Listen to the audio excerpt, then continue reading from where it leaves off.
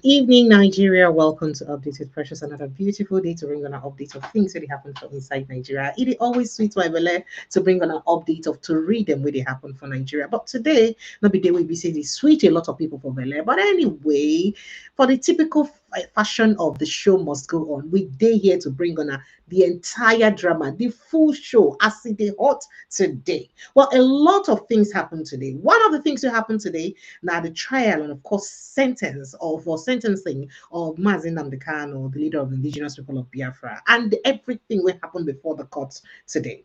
That will go bring for now. You know, say I did here to bring on all the Jews because I did bring evidence. But as I talk to you right now, the US Congress currently they on the public hearing of the case we get to do with Nigerian Christian genocide or the Christian genocide in Nigeria. It is ongoing right now as I talk to you. And I did here to also bring on all that just because I bring evidences. Did you know that the US even heard the case of a particular woman who's from Yawata that her husband was killed in that attack?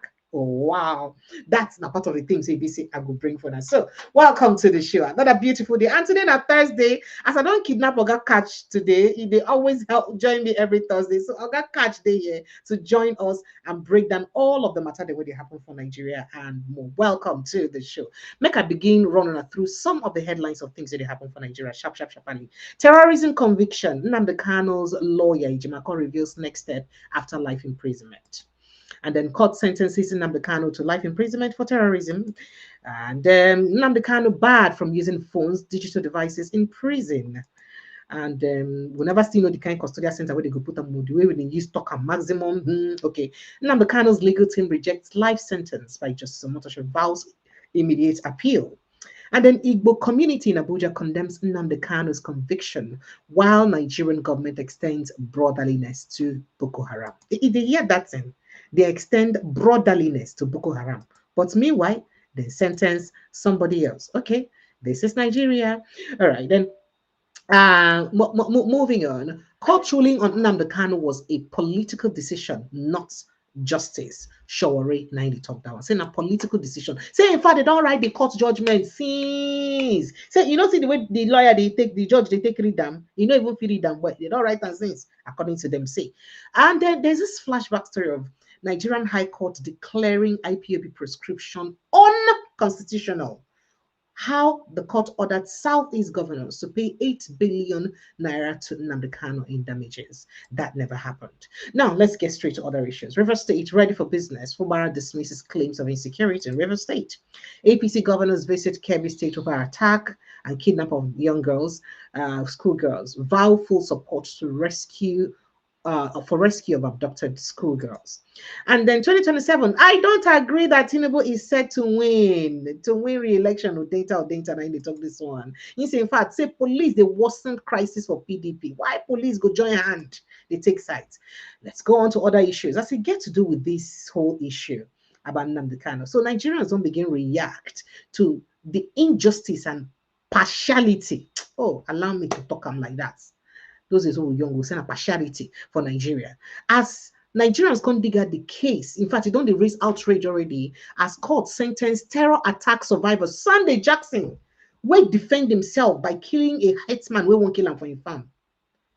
Now, court sentenced him to death for defending himself, while ISWAP terrorist leader Hussein Ismaili, what I tell on yesterday, get only 20 years jail term. That is to say, he's going to do only 10 years and he gets out. My Nigerians say, that ISWAP leader don't kill a lot of people, not be one person.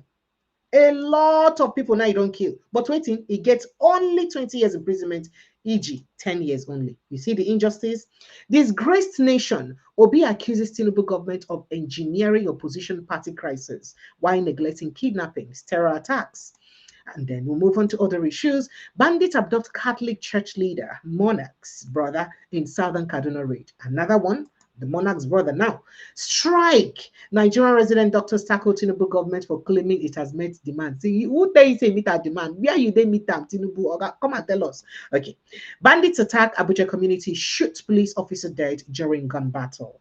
And you will also hear that terror attacks, Kwara government orders immediate shutdown of school in in 4 council areas. Joining us in the studio this evening is Dr. Katch Ononuju. Dr. Katch, thank you so immensely for joining us. I know it's been a busy period for you. Please, I hope you're safe in Abuja, sir. This one, what we hear, it's and terrorists don't reach those on the side, they worry. I hope you're safe, sir. I am very safe. The crisis, I watched the sentencing, I'm safe. I'm also very, very particular about the places I go to. It's nice. I'm not sitting down with you. So it's a very, very abnormal time in our country. I was watching the US uh, Congress hearing on Yes. Nigeria. Mm. For me, that is far more important than listening to prearranged government acrobatics about Nnamdi Kanu. Those things don't move me Mm. because I believe this is exactly what they have organized. So it's that's not in news. They're holding him. So they simply told us today we are still holding him. So there's nothing wrong with that. I am more interested in the Congress public hearing going on about Donald Trump's intention. Of course, you've heard that the Hood Badu and others went to meet congressmen and they told them that Trump does not make empty threats. Of Yeah, course, he we said know so. what. He said very unequivocally. He said so. He made sure he made it very clear. Say Trump when they make empty promises. Not be the kind of person will be say you go promise you you know go fulfill. Say if you talk him, he do him. We know why they're going on. It's a strategic thing. The world have seen that Tinubu is not competent enough to look after Nigeria. You can see today's issue, and they can, compare him to people who are actively killing terrorism, killing Nigerians, kidnapping Nigerians, and in this kind of industrial scale genocide. What do? You arrange for them what the government calls no kinetic arrangement, where they are free and they can freely carry their weapons and then hold the territories they hold. That's why Trump said it's a disgrace of a country. And then, Hell. Mm. and that's, of course, that's where we are now. We're arguing about if the government will now change its historical instructions to the armed forces not to engage with the Fulani militias whenever they are killing indigenous people in the villages. So now they're saying they will change that policy to tell the army to engage, because that was what made communities to say the army, as Tiwa Danjuma said, that the army were colluding, because when you see danger coming to Nigerian communities, and you see these people from Mali, and they have guns shooting to cleanse ethnically indigenous people off their homeland so that it cannot be taken and to be now occupied by foreign Fulanis who do not have any iota of a relationship with not only the state but also the local community whose land they are now seeking to occupy.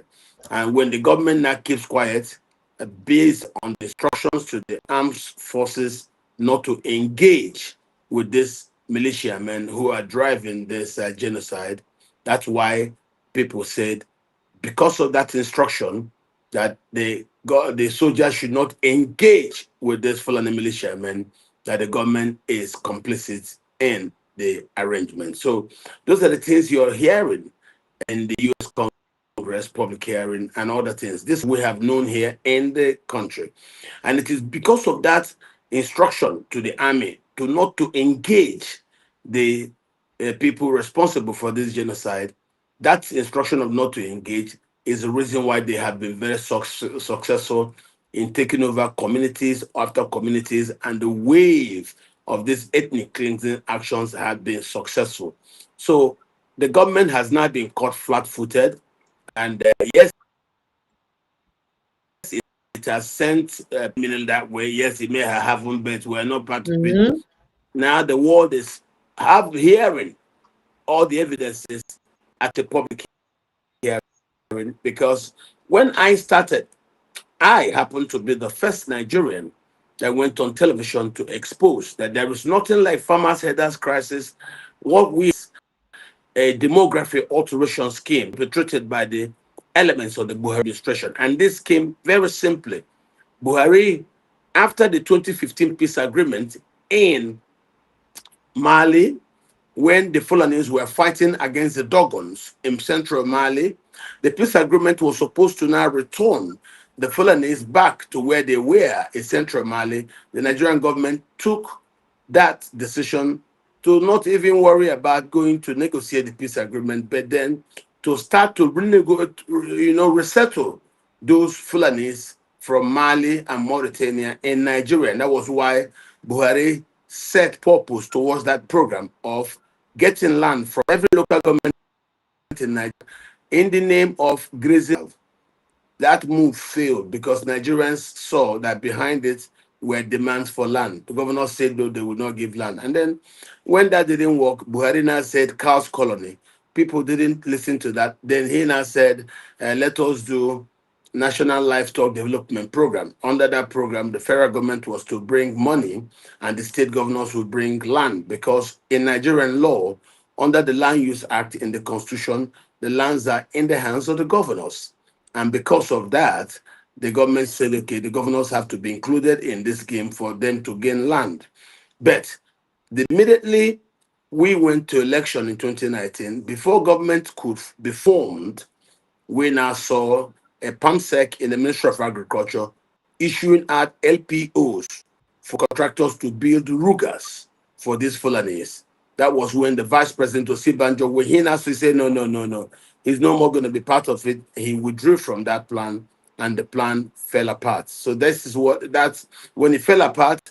And then Buhari tried other ways to try to gain this land. He tried about grazing routes. Nigerians told him no. Grazing route was an idea by one of the 4 regions. And under the constitution, since there are now 36 regions, 36 states, that any law or legislation from any of the 36 states, if it clashes with the provisions of the constitution takes precedent.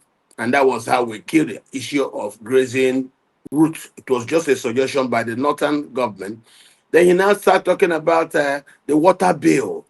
So when the water bill also failed, because in all this, they were looking for water, they were looking for land.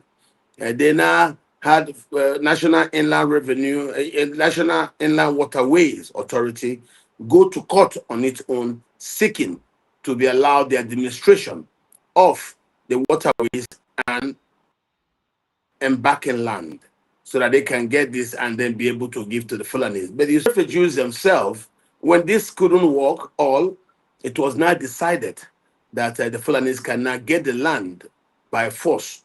And that was how the elements of the Beyet Allah combined with the elements of Tabital Pulaku and Gandokoi. These are Fulani militia organizations. And these organizations now started the nationwide wave of industrial scale ethnic cleansings to gain land. Right. So when they were getting that land and were told not to engage with the Fulanis in what they are doing. So as this now became year after year was going on, and we were reporting and complaining about it. And when I went to Channels Television to make my presentation, that this is a demography alteration scheme, that is nothing like farmers' headers crisis. This is just a mask being used by the federal government to actually gain land that it could not get illegally through legislation. Today we have now seen it, because we now saw in every place where these lands are taken by force, indigenous into IDP camps. And while they're in IDP camps, foreigners come and take over their indigenous lands. So, And so once that's that's exactly the crux of the matter for me this evening. yes. You just watch this. So if Tinubu is serious about it, we expect him to go remove those people, because under Nigerian law, Section 516 for the Conspiracy Act says when you conspire to take something, and then whoever that particular thing stolen is seen with, you arrest him, and under that Conspiracy Act, you find the other person who, in this case, the people who did the stealing, in this case, the people who did the ethnic cleansing, who now obtained that land before the people who are living on it now came to now stay on it. So if you catch them, like in Plateau State, the governor said there are 64 communities currently moved.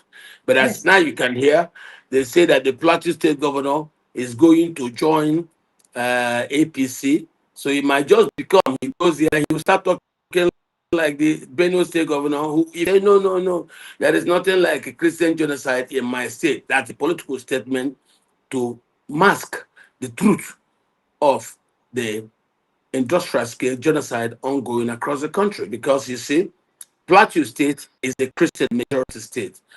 Benue State is a Christian majority state. Benue has 90% Christians, so there are no Muslims. So people will come and say Allah Akbar and then start killing people. And when you ask Tinubu, he said communal clashes. That's not communal clashes.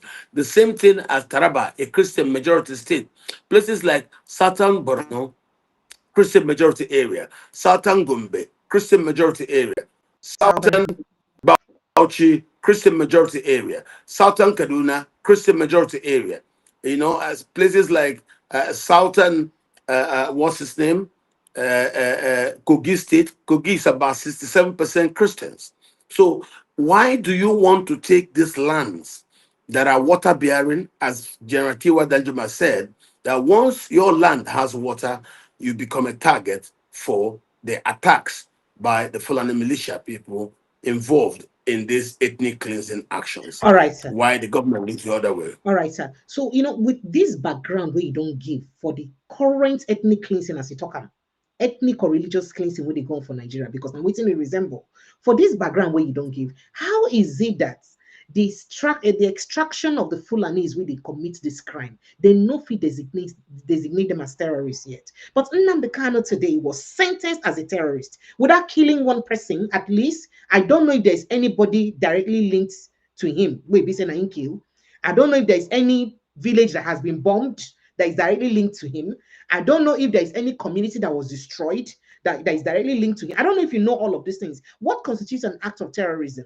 Now, if they talk, say they hold them, waiting they talk for marks and waiting they use hold against them as terrorist act. Please, a guest of mine, there's a guest on this show, Prince Francis Chilak, I think, who has complained about how his neighbor died due to MC Olomo's utterances during the election. That's Iyachiku, they don't come out and all that. The Tout actually went house to house in Lagos, warning people around his area there not to come out for election. And they chased an elderly man who is from Igbo extraction, who had heart attack and died as a result of, because he fell down, had heart attack and died as a result of that action. So is that not an act of terrorism? And that is not the only person who would have died from that incident. I'm sure other people would have died from that incident too. So how is it that Sunday Igboho, whose house, when he was raided, there were cache of arms that were seen in his house. Nnamdi Kanu was not seen with an arm. In fact, waiting government talks that they use against them today as evidence. Now transmitter, microphone, transmitter, and other equipment of broadcasting. So how is it that you go call person where be say hold equipment of broadcasting a terrorist, but Sunday go whom you see arms on your house, if they live peacefully now they walk around, and then the terrorists, the actual terrorists disturbing the entire country, are living peacefully. What is going on? I'm sorry, but just help us understand what's going on, because a lot of people don't they bring a bit of tribal and ethnic sentiments to this, but I wouldn't want to toe that line. But it's really very disturbing. I am not saying I support the way Nnamdi Kanu went about his activities or his agitation. No. But then again, shouldn't you pass out the same treatment to everyone? I've been waiting to go for one person, then they go for all again for everywhere. If Nnamdi Kanu's case were to be in a saner climb, will he not have the same judgment with others? That's the question. Let me quickly take a reaction. Well, on that. you also need to what his lawyer said. You need to understand the truth about what's going on is it's a religious war. MC Olomo and other Yoruba Muslims are teaming up with Muslim. So this has to do with Islam too. So what you now see, look at Tinubu. This has been an old thing. The Sunni Fulanis felt that when they dealt with the Yoruba Christians in the 60s, led by Chief Awolowo, that the Yoruba Christians are actually very amenable in dealing. So after the Civil War, they started raising Yoruba Muslims to work with people like Chifari Kola, Abiola. You can see now Abiola, people like Tinubu. These are Yoruba Muslims. So this is the strategy. So as the Sunni Fulanis are doing theirs, they are also cultivating Yoruba Muslims in Yoruba land to work with. And this is why the Igbos who were being attacked in Lagos in voter suppression constitute the largest stock of ethnic Christians anywhere in West Africa. So, and they are followed only by the TV, who are also up to 98% Catholics. And this is where this issue is. The Christians versus Muslims thing, which started this crisis, was the main reason for Buhari's coup. When Ekweme was Wait, the released coup of from, 1983. yes, that Hey. coup was principally to stop Eh? Ekweme, Christian, from succeeding Buhari, I mean Bashagari, a Muslim. Buhari told the other Muslims that they won the war and it would be wrong for them to share power with the Christians. So from Buhari, after that, you had now a cascade of coups driven by Muslim leaders, Babangida, Abacha. So, and that was when they now promoted the Islamic cause and then drove Nigeria into membership of the OIC. Abacha even went further to create a purely Muslim state in Nasarawa, as he plotted, gave the senatorial zone of Nasarawa itself, which was predominantly occupied by Christians who are Ahu people, whose traditional ruler, the Osagiri, lived in Udegi, very close to Loko. And that's how, but he gave that to the Kasinawa ruling house in the Fulani ruling system, gave Kefi to the Salabawa ruling house, gave Lapia, where he himself being a Kanuri, maybe that's Abacha, gave it to the Kanunawa, the Kanuris. So the Kanuris were there. Where the Christians live, middle level Apanga, where the mother were, was not given the capital. Instead, the capital was taken to where the Kanuris live, because Abacha himself is a Kanuri. And that's how they shared Nasarawa. So when Obasanjo, a Christian, was brought out of prison and he became president, they now started the Sharia against him. And he said, look, that we have a secular constitution. You have no right to start the Sharia. But he knew they just wanted to kill his administration. So he kept quiet, thinking that it is political Sharia to go away. He called Governor Abdullah Hedama and begged him of Nasarawa, don't join these people. Don't do Sharia to encircle me here in Abuja with Sharia states. Abdullah Hedama agreed. And when he agreed, Obasanjo, in gratitude, cancelled the link between Sule and Abuja, and now opened a brand new road and link between between Abuja and Kefi, Nasarawa State. That's how you now saw that massive multi-lane express road that opened up. And as it opened up, it now drove populations in Maraba, Nyanya, and Karu. As people came there to stay, instantly Nasarawa State became today a Christian majority state. So these are the dynamics that were there. Abacha created Nasarawa so that it could be that what you call a Muslim state. So this has been going on for long. We now got into democracy. Of course, you've seen how it was. Goodluck became president just by luck, and he's been there. Of course, what you're seeing now against Tinubu was done against him. Violence was used to remove him. So Tinubu, being a Southerner, went into alliance with the Fulanis, and as he now got into power, 2 years into it, being a Southerner, though he's a Muslim, is not good enough for them, and they want him out. So that's why you'll now see the calibrated escalation of violence against his government. And of course, he doesn't have the muscle and the political will to deal with them. And that's why the Americans are saying, if you lack the political will to stop the jihad against Christians in Nigeria, we will help you come to Nigeria and take care of those Muslims, jihadists. And that's Oh these dear. things you're seeing are not new. Uh, they have been here for a very long time with us. And I want you to understand these things are not new. These All right. things have been here for a very long time with us. So if you now see Nnamdi Kanu being arrested, why the Sunni terrorists are not touched, that is in line. So that's why you see the accusation against Tinubu. Are you keeping quiet for this to kill people while you, Buhari did, try now to do a distraction within Nnamdi Kanu? You can see today, Nnamdi Kanu, for his speeches that they said riled people up. They said that it was him who caused you. The judge said today that Nnamdi Kanu's speeches was what made the soldiers to shoot at the unarmed civilians at the toll gate. So we're having all sorts of this. Just tells you the man read a speech, probably long written for him, as Showora said, by the government. So Oh, you heard let's. Showora say that, right? Because Oh yes. that has been posted that in fact the judgment has been Oh written weeks yes. ago. So do you think that that's why it This is, appeared like the judge was struggling to read it? Because well, both the judgment and both the sentencing, he kind of struggled to go through some of the words. I don't know why that would be anyway. well, you don't forget the man is an establishment judge. That's why Wike uses the man also. You always have established. Is an established for the government. Take any government case to him, he will do it for you. That's why Wike takes all sorts of cases to him. Oh. That's why Wike is also trying to use the same judge to try to stifle the opposition. And that's why just the way this thing is. So you saw how Turaki, the new PDP chairman, was begging Trump help to save Nigeria's democracy. Turaki is a Northerner. For a Northern Muslim chairman of opposition party to be crying and begging, please come to Nigeria and save Nigeria. Something is wrong.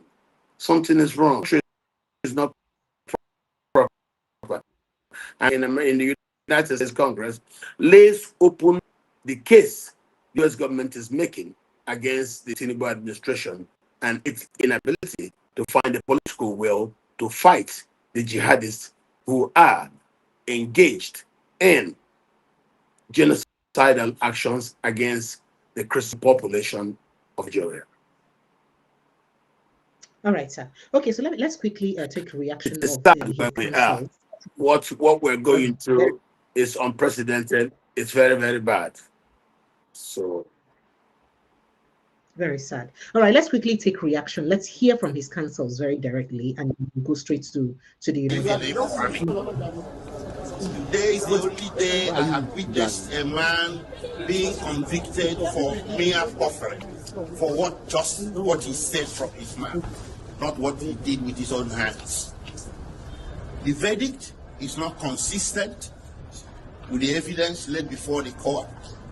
The sentence is overbroad, cruel, and unusual. How can you convict a man for making mere broadcasts from a location that was never named, and he never tied that broadcast to any single incident of violence, or even someone slapping someone, not to talk of terrorism? He did all this. He didn't lay any evidence. I don't know where this whole verdict can be grounded in law, logic, or facts. We disagree with the judgment vehemently, and we are going to fight it from here onwards until justice is done.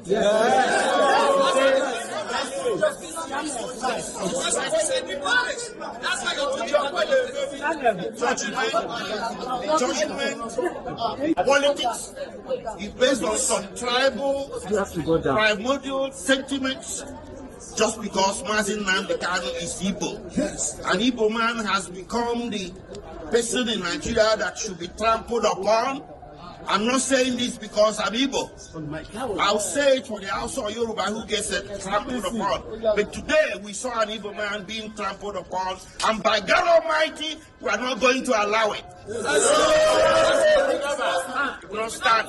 Nobody is going to trample on me. Nobody is going to trample on Nnamdi Kanu. Nnamdi Kanu is not a terrorist. He's a man that was pursuing change. To pursue a separate nation of yours is not a crime. So in Nigeria today, if somebody says don't be silly, you get convicted. Nnamdi Kanu may broadcast, and so what? And you convict him for terrorism for mere words. In the Federal Republic of Nigeria, what kind of precedent is being made? So from here, we are heading to the Court of Appeal. The Court of Appeal is the only court in this country, or the next court in this country, that sits as a jury. We are going to approach justice there to check out what happened in court today. And we are pretty sure the justices will agree with us that today was the symbol of the travesty of justice that everybody has been suspecting all along. If the Court of Appeal disagrees with us, we head to the Supreme Court. But by God Almighty, Nnamdi Kanu is not going to stand convicted. He's going to get overturned. Thank you. So, I want to talk to the Igbos that nobody should take laws into your hand. I'm assuring you, this judgment is predicated on anger. Thank God that the judgment was streamed live and everybody watched it. You will see the anger in delivering the judgment. And it's not predicated on law. Now, I also want to let you know that this charge, that the investigation that gave rise to this charge was not investigated, because Nnamdi Kanu's statement, purported statement, was rejected by this court. And they did not tender any document as investigation report. That is to say, the investigation was not, the offense was not investigated. Having said that, also something that happened in court today, Nnamdi Kanu filed a matter in Court of Appeal, and he's asking, my lord, that particular matter I filed in Court of Appeal anchored on this particular issue. Please, can you just suspend this judgment? Let Court of Appeal direct what to do. My lord refused. Now, on the issue of you journalists will bear with Nnamdi Kanu, government, Nigerian government, and the judiciary are not fair to Nnamdi Kanu. What do I mean? Nnamdi Kanu was given judgment by Court of Appeal. Federal government refused to comply with that judgment given by Court of Appeal until after 8 days before they appeal against it. When we get to the Supreme Court directed the prosecution on what to do. Amend this particular charge. Nnamdi Kanu was saying that, please, can you amend this charge? They refused. With the combined effect of all this, I'm assuring you that this judgment will not stand. And the Court of Appeal will do justice to it. Now, I also want to plead with judiciary. Nnamdi Kanu is representing himself because the court has given the prosecution a blanket order to detain Nnamdi Kanu wherever they want. They should detain Nnamdi Kanu where we have access to file his appeal, because he has 90 days to file his appeal. And the judge said that the judgment will be ready in the next 15 minutes. I also enjoy the media. We have the record of proceedings from the day the matter came to this place till today. I want you to check the record of proceedings and evidence standard, reconcile it with the judgment. Now you will now see what we are talking about. You are bringing British into this matter, bringing America into this matter. You are now trying to so that the British and America will be against Nnamdi Kanu, something that was not an issue, that was never tendered, that was never given evidence on, and they are raising the issue. So this is a judgment against the Igbos. This is a judgment against the good people of Southeast. And it's because of Nnamdi Kanu is an evil. You cannot give this kind of judgment to a northern. You cannot give it to a southwestern. You cannot give it to another tribe in Nigeria apart from the Igbos. And we are going to start against it, because it has happened in this country against some other persons, including Abiola. The Igbos join hands together to fight against it. Why should you be our own time and everybody's sitting at home? It's unfair. Thank you. We started this trial, and a friend is speaking to you at because the operation does not allow me to discuss with you what happened in our way from the court. The operation does not allow me to tell people what happened in court. But today, we have come to a final end. just this guy, your head dey inside now. Bend down small. and therefore Nigerians, His head is entering your yeah, it's inside the shop. I one way or the other appreciate the judiciary.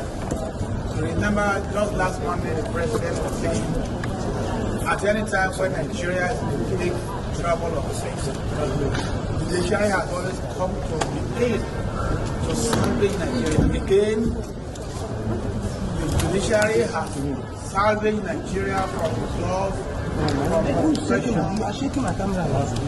crime, IPOB. The court has also pronounced death sentence on instant. All right, so that's the prosecuting counsel, son. I think barrister, senior advocate of Nigeria law. So that, but I've forgotten his name.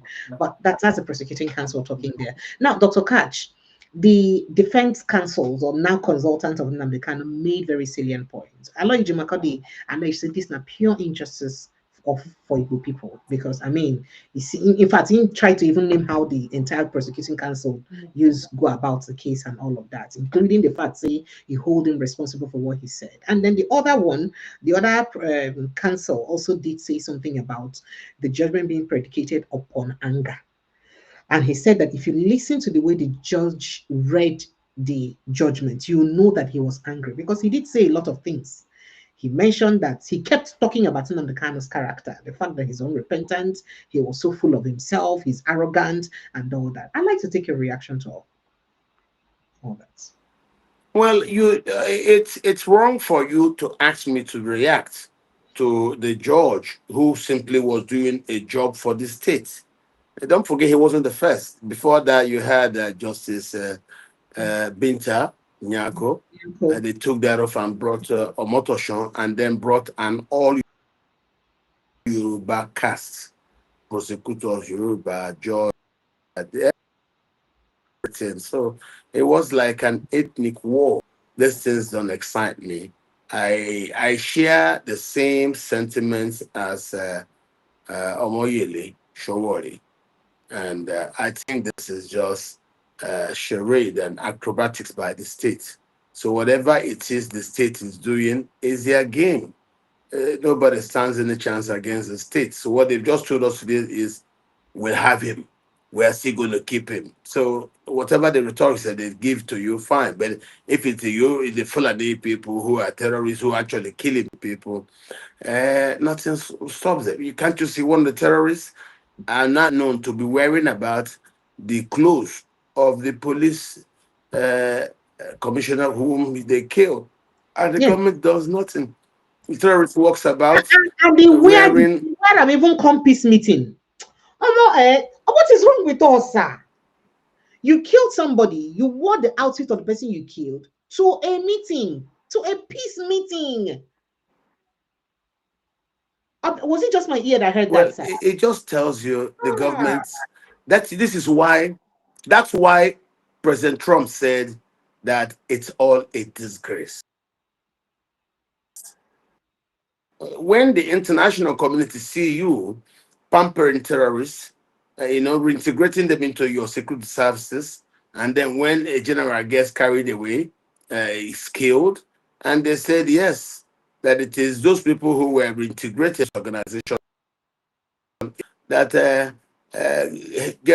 got hold of this coordinator and gave it to now use that to capture the general. It's a mess.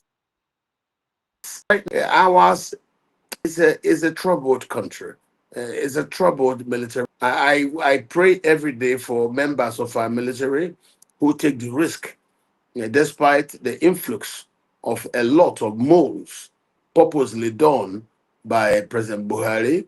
It's a Herculean task fighting against terrorists today in Nigeria. I had one time when a sniper who has now led the services of the army said that once a member of his team shot at him, and he said, why? He said that he kills too much people. He said, he kills too much people, but the people he's killing are terrorists. It doesn't matter. That tells you that within the army itself are people who are sincerely sympathetic towards the people you call insurgent terrorists, who are the reasons why Nigeria has now been recognized as a country of particular concern. So for me, we do have problem.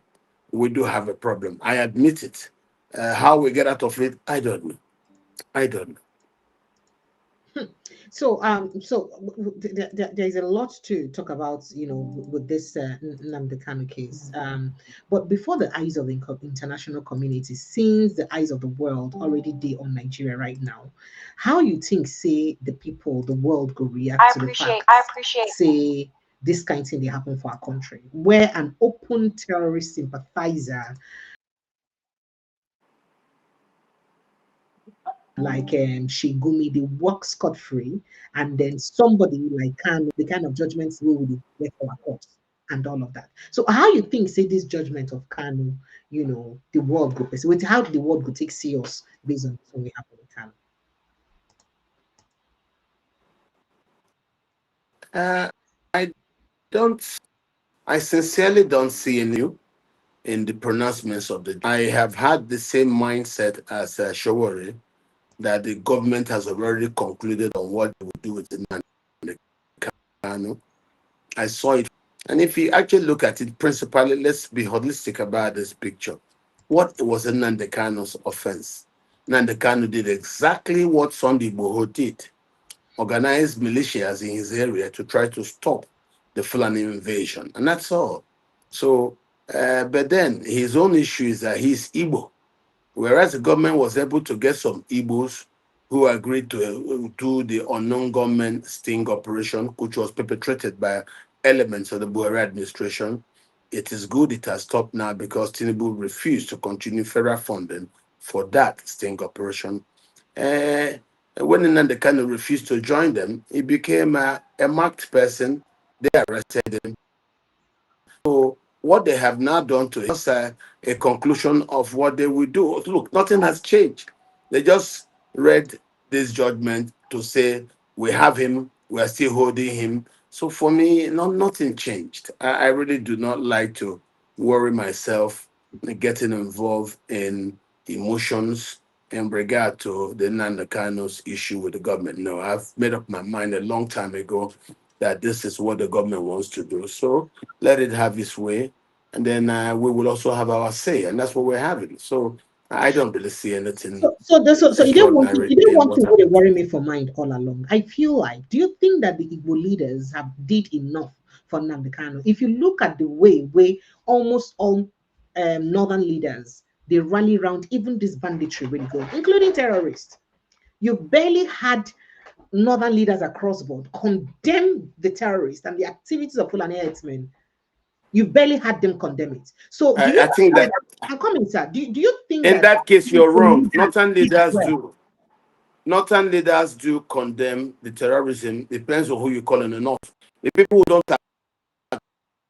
condemn the terrorism are Fulani That is the point leaders. I'm making. So I'm talking about Yeah, a particular ethnic yeah, inclination. but when you say Northern, the Oh, people who went to okay. Washington So to make leaders their of Fulani case. extraction. Leaders Exactly. of Fulani When extraction. the people who went to Washington to make their case, and that was led by the Bishop of Makurdi. These are Northerners too. So that when you say Okay, Northern, the which North the are you problem talking? is that how is it that we have a huge national assembly and we have someone like Sheikh speak so openly in support, brazenly in support of these guys, and we've never had anyone pressing in the entire national assembly call that he should be called to order or raise an order or something that he should be called to order. Not one. So do you think that if the Southeast leaders had all come together, in fact, the entire Southeast caucus in the National Assembly had staged the walkout and said, you know what, we're not part of parliament until justice is served. Not that you should perhaps aid and abet his crime. No, but let whatever treatment you give to him be the treatment you give to Igboho, be the treatment you give to Gumi. Do you think if the Southeast caucus had done that in National Assembly, that this case would still be like this? That's my point. That's why I said, do you think that because the only person I see speaking for him is Obio Agwocha? That's the only person I see speaking. And then Abaribe, too. But the rest of them, you barely hear from them. Like it's not their business. So do you think that the Southeast leaders are sacrificing Nnamdi Kanu on the altar of their personal ambition? That is wrong. The Mm. Southeast leaders have been up in agitation for Nandi to be released. Obiagocha, Obiagocha and are brothers. Obiagocha is a direct representative I do know of that. Nnamdi's village at Yes. National Assembly. Yes.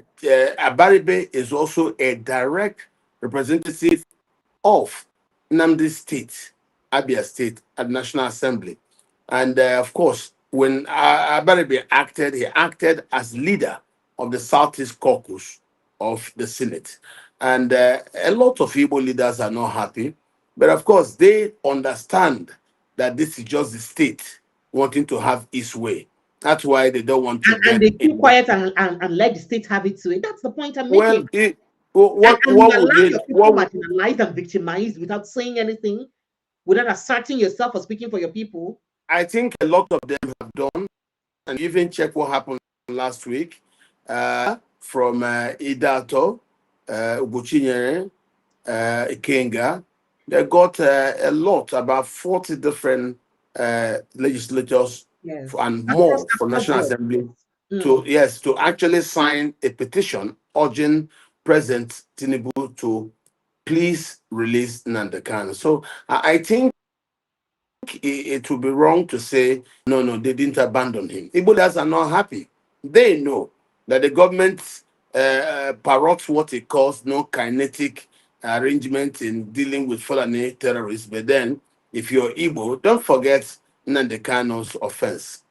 Nnamdi Kanu dare make the word Biafra a normal word again in Nigeria. And that's why they're holding, you see. So there are people in Nigeria who are so mortified.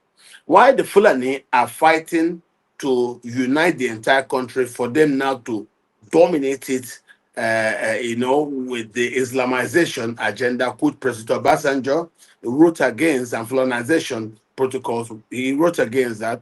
Why he's trying to go against that, Sunday Igboho and Nnamdi Kanu are saying, no, you don't come take our land. But Nnamdi Kanu himself is further saying he wants Biafra. Had Erufai and Co said, look, whereas the Fulani terrorists are doing business according to them, I don't know how agitating to, commit, what's this called?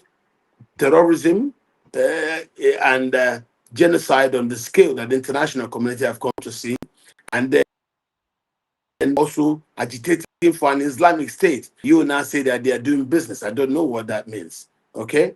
And the same way Boko Haram are agitating for the Islamic state, and don't forget, the Boko Haram and the Fulani militias are the same thing. The difference is why the Boko Haram was founded by the Kanuris, the Fulani militias are funded by the Fulani politicians. And that's why you see when you not touch any of the militia members, the politicians will come out to go challenge the federal government to leave their people alone. And he said, how do I do? He say, let us call it a no kinetic arrangement. That's what allows the government to be giving money every month to these Fulani terrorists. The same people you call terrorists that are now to be being condemned by the international community, the government pays them according to Erufai every month. So this is the problem we have. We have double standards. It is just not fair. Nigeria is not working for a lot of people, most especially the Christians. And that's why I'm telling you that it's not a new thing that we're noticing. These are the advancement of protocols established by President Buhari when he did his coup, and the reasons he gave for detaining Chief Ekweme and leaving Shagari to go free. And when Ekweme went to meet Shagari after his release from detention and said, sir, I'm VP, I was arrested by you, President. But he said, no, no, no, no. They said that the coup is not about me. It's about stopping you from being a president. And that was that. And since that time, they have been on to actually try to stop anybody from the East to become president. You can see how Do you President think? Okay, so I'm sorry for cutting your trail of thought, but I just like it to know because people are thinking or saying that the whole issue about Nnamdi Kanu's case, especially coming at this time, is to push the Igbos to vote for Tinubu in 2027. Do you think this would help to cow the Igbos to vote for him in 2027 with the promise of. I think my advice is people shouldn't be foolish thinking of 2027. It may not be here. It may not be here. And the way, yes, it may not. So it is silly for anybody to be thinking of 2027 with the way the country is. No. And you can see the way Tinubu is going about it, using Wike to make sure there is no opposition. Using Wike is using Joshua Motosho to make sure the is crippled. It's just not going to work. You know, they're doing everything possible to make sure the opposition dies. If the opposition dies in a democracy, the democracy itself becomes imperative. So the challenges Nigeria has are historically monumental. And that's what I think. So for me, those thinking about 2027 don't understand the signs that we now have in this country. There are signs that are unprecedented. That don't think about 2027. Look at what's going on now. If the Americans come and demand for regime change, how are you going to walk about that? How would you talk about that? And that's why you see them today doing the public hearing at the Congress, building their case. And I don't see how Tinubu will suddenly change. You know, he says if he goes against the Fulani militias, that they will kill him. I don't know who it is that will kill him. So I don't understand why people should be wasting their time thinking about 2027 when you've not talked about today. You know, this is just not proper. I think it's in my case chasing a dream that doesn't seem to exist. All right, so let me quickly play that video where someone was talking about a terrorist commander who killed the police assistant commissioner and wore his outfit to supposedly peace talks. I'm coming. Abdurrahman Jankare is one of the most notorious bandits in Northwest. Yes. He was even the one who masterminded killing of late Aminu Day, Assistant Commissioner of Police and Area Commander of Dutama Zone. Now, when he killed him, okay, because it was in my local government, he left from Kulfi police station to where he will go and do the operation because he was a very fine officer. Him was the uniform of admin. Okay. And they were hailing him. Everybody. He went to the party. Yes, with the uniform of Aminu. Because of that soundtrack. Now it's not flagged. But there you are, sir. You have it there. There you are. Exactly that kind of thing we're talking about. But let's quickly take reaction from Nnamdi Kanu's brother to what happened to the earlier altercation today in court. Take a listen. The world, where is it in the world which was better than Nigeria? They couldn't establish that. Now, a few days ago, the prosecution came back and said, oh, you made a broadcast in Nigeria. Where is it made exactly? He must have to tell the court. But they are unable to provide all these informations because they don't have any. Also bear in mind that the witnesses they showcase in court, they are mercenaries. They are mercenaries. And that is why we have filed for perjury today at the magistrate court in Wuse. So for how long would this evil keep going? Though everywhere in Nigeria, people are dying. Terrorists are killing people. Did Mazi Nnamdi Kanu kill anyone? The answer is no. So what is he doing in detention? It's an act of evil. Attack against Mazi Nnamdi Kanu is attack against the Igbos and the innocent people of this country. Those who believe in fairness and equity should rise up now and not tomorrow. Thank you so much. Thank you. You just heard from the brother of Nnamdi Kanu. Of defending himself, like cross-examining the witnesses. He did.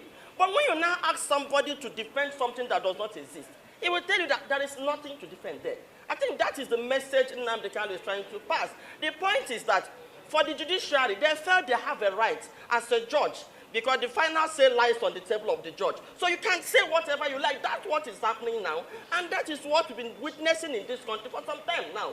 Okay, the judges are abusing their rights.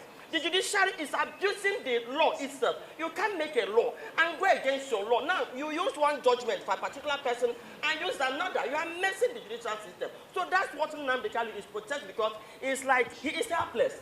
So the only thing he can, what he's saying, allow me move my final address. That it is his right. That's the outburst. Because when they say there's an outburst, what is the outburst? The outburst is that, allow me, it is my fundamental human right. It is my fundamental human right that I move my final address. That is the outburst, and the judge is saying no. Now, what Nnamdi Kanu is trying to say is that the fact that you are a judge does not give you the right to go against the law that put you there. The judges, even though you are a judge and in any court you sit, you have the final say. But something gave you the power to have that final say. You cannot go against the law that gave you the power to sit in a court and pass judgment. So that's the outburst. That's what Nnamdi Kanu is challenging right now. Is this a tribal issue? Because Kanu's brother is saying the Yorubas are against the Igbo. Exactly. In fact, I made mention it in court. It's like the Yoruba nation and the Igbo nation are at war with each other. If you look at what is happening, you look at a government that will engage terrorists, the original terrorists that have killed before, and they say that they are now repentant. I mean, terrorists that will come out in broad daylight and claim responsibility for deaths. And they say they have forgiven them. Now, to worsen the whole thing, they say they have rehabilitated them and poured them into the Nigerian military. And how can the insecurity stop? Now, Nnamdi Kanu, go and listen to all the broadcasts of Nnamdi Kanu from 2014 till now.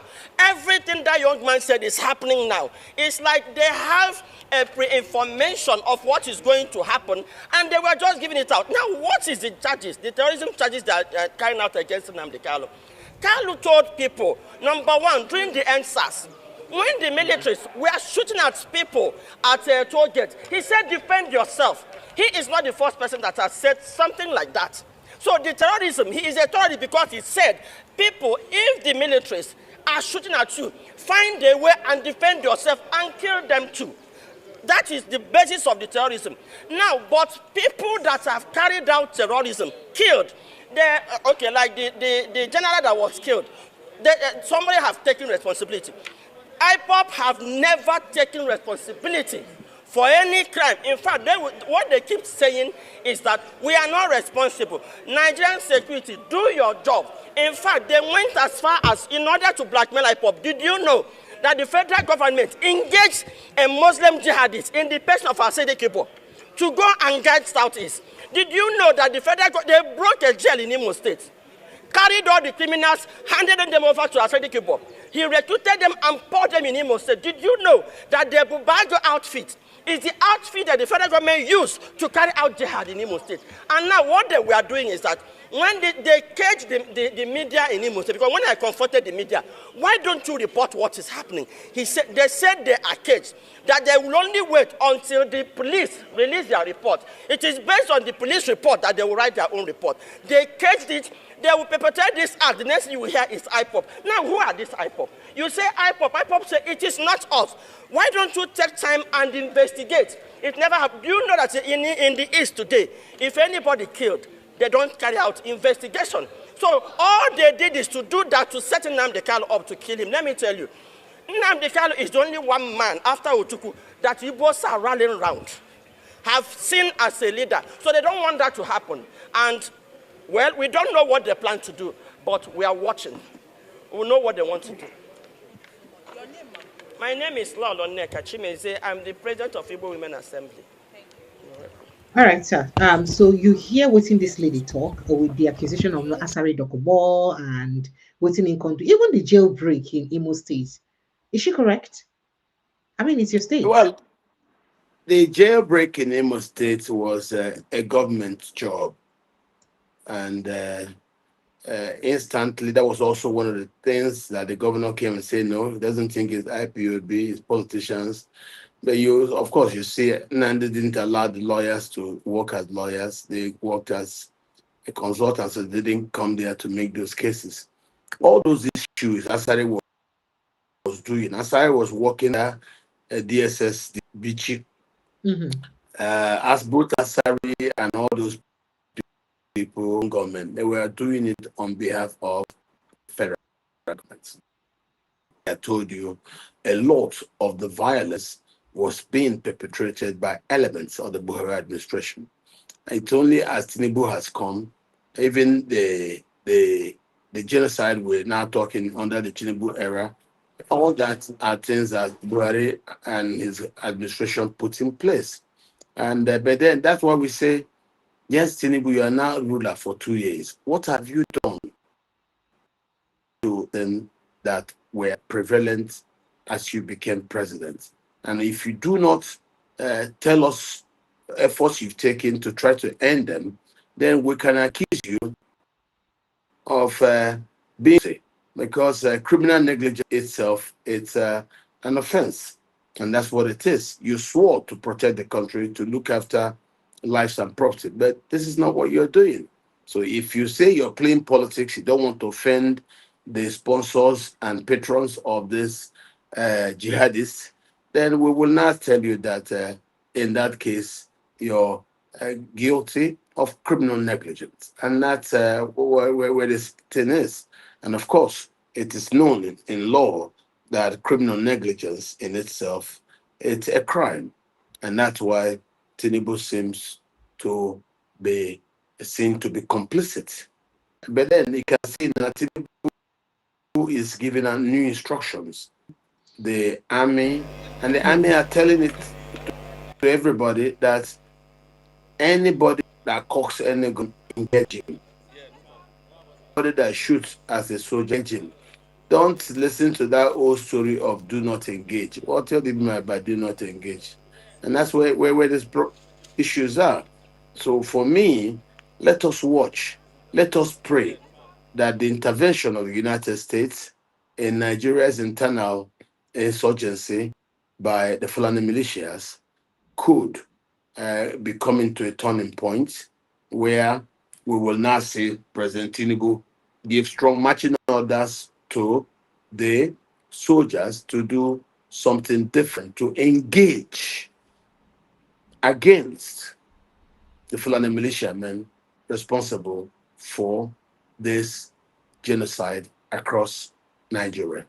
All right, let's quickly listen to what Shawari had to say earlier. He was in court today too. Please take a listen. Yes. No, wait. Do you guys have any questions, or you are just clear that this trial in the first place was unnecessary?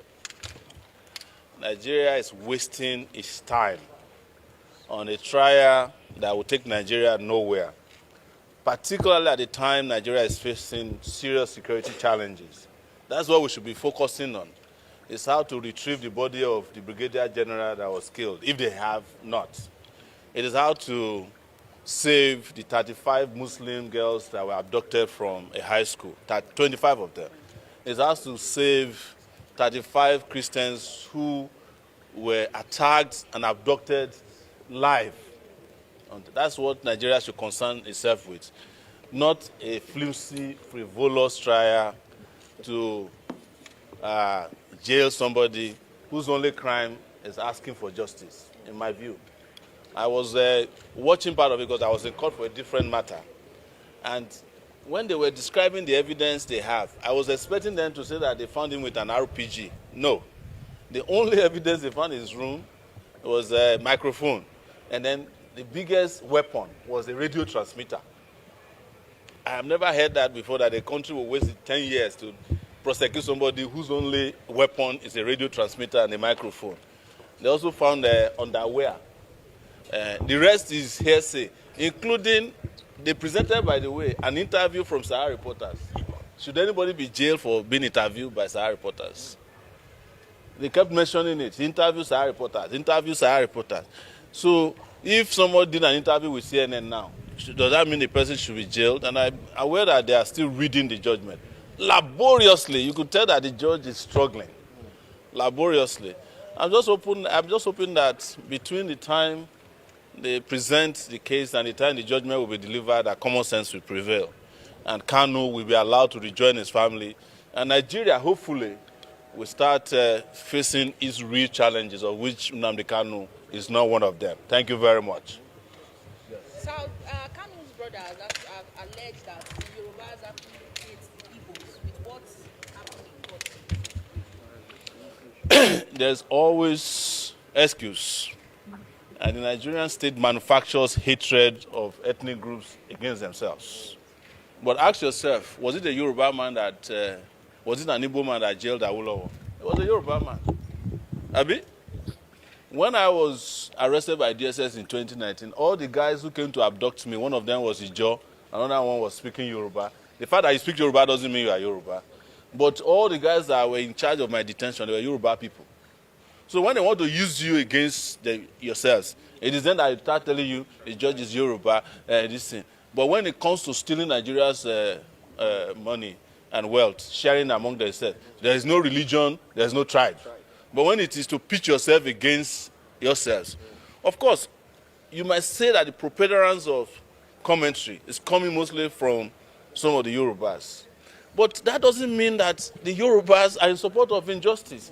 Even if you look at the history of the Yorubas, politically, they have never supported one political person wholeheartedly. There was Awolowo, there was Akintola, there was Ajashin, there was Omoboriowo, there was Abiola, and some Yorubas didn't support him. Yorubas have always been, free, just as Igbos are. It's not every Igbo person today that supports even the agitation for Biafra. Does that mean that those people are not Igbos? It's not every Hausa person today that supports blasphemy convictions against some people who are, or even though they are Muslims. So don't let anybody use that to divide you. The person who is president of Nigeria today is a Yoruba man whose only campaign buzzword is Emilokon, is my turn. He didn't say that it's the turn of the Yorubas. And go and ask the Yorubas under this regime what they are going through. That is what the Yorubas call Enikon Loba. Now the person where you touch, now they feel him. It's different from Emilokon. So you cannot be blaming, because before you know it now, Yorubas will start killing Igbos. Igbo will be killing Yorubas again, based on the misconception that the innocent, hungry Yoruba person is somehow or somewhat complicit in the nonsense that is happening against an Igbo man who is fighting for justice. Let's be careful about that, not to create that ethnic division any further. That's how they got us here. So do you foresee a breakdown of law and order, especially in the southeast after this judgment? There's a breakdown of law and order in Nigeria already. Any country where a brigadier general can be abducted and killed, even when he fought himself, cannot be rescued, there's a breakdown of law and order. You see, there are two places to find order in the world. I mean, beyond. They said there's order in heaven and there's order in hell. The difference is that the first order and the first law in heaven is order. The last law in hell is order. Nigeria has become hell, well, the last law is order. So there's no breakdown of law and order that can happen. But I know them. They can go and manufacture another breakdown of law and order. Even those of us who were peacefully protesting in this Abuja for Nnamdi Kanu, they claimed that we wanted to burn down the country. I spent 4 days in Kuje prison just because I said free Nnamdi Kanu. When I went to Lagos after that, they declared me wanted for fighting for Yoruba people whose houses they are demolishing. So when they create a narrative for you to fall for, be careful. So that you're going to start killing and fighting the same poor people. Some of them don't even know about this trial because they are hustling to get food on their table maybe once or twice a day. So that is why I keep saying that the country needs a revolution. I don't have any doubt about it. Thank you. All right, sir. So you heard the things Shawari said. You had said it. You been talking, say they share the same sentiments with them. So I don't know whether your, what you share with them change after you hear this one we talk now, or you still agree with them totally for waiting you talk. Why of course, I agree with him 100%. Nothing has changed. Today's thing is a continuation of what has been there. I know what he's saying. I have discussed privately with him, and we share these agreements in regards to the government's approach. He knows it. He told you before. He's told the world and those who want to hear that the Muslim ticket does have an Igbo problem. Okay, and this is a problem. So there's nothing new. Nnamdi Kanu is Igbo, and we're not talking about Christians against Muslims. Nnamdi Kanu is a Christian. So, and of course, I also know he is part of the Judaism numbers in Nigeria. So, the Igbos are attacked by the Muslims. It didn't start today. And this is the problem you've seen. And so divide. Look at the country. A Christian majority country. It's where you have a Muslim presidential ticket. But how come this Who Muslim does that? ticket is a problem right now? It's been there all along. Why have No, we? no, it has never been there. This is No, the I mean, it's first. been there since 2023. Why did we not make noise at the wake of the election? Why Yeah, now? what about the problem of the genocide? Why didn't you talk about it since? So everything's time. Everything has its time. All those things the Muslims have done, killing Christians in the Plateau area, in the Benue Basin, in the Mambila Ranges, killing Christians in southern Kaduna, it has not become an issue. Ask yourself, why is it now that all of these things have, acclimatized into a single issue? Why is it now that the Igbo lobby in the United States have now merged their game with the people of the Middle Belt? And then they are speaking all as Christians. So ask yourself that. Everything has its time. And that's where we are today. The Igbo lobby, the IPOB lobby, and now the Middle Belt lobby have now merged themselves together. So, but no, primate, whatever he called himself, the primate, the Yoruba man, Your friend. he see all that. Yeah. What he now saw is the Igbo. That why are Igbo people joining the Middle Belt to make a case that everybody, all of them Igbo, Igbo, Igbo, Igbo, Igbo. And it's about the killings. He would deny it. Just like Kumuyi would deny it. So those are tribal bigots. And you don't worry about it. And we know it's a problem in the country. And we don't want to talk about it. But that this tribal bigotry, most Yorubas would, if Nigeria is Islamized, as far as Igbos are part of that agenda and you catch Igbos inside it. But the Igbos have been that cantankerous even with the British for over 400 years. And now you're seeing Muslims also seeing the Igbos as an unchewable, bite. So it's been that way.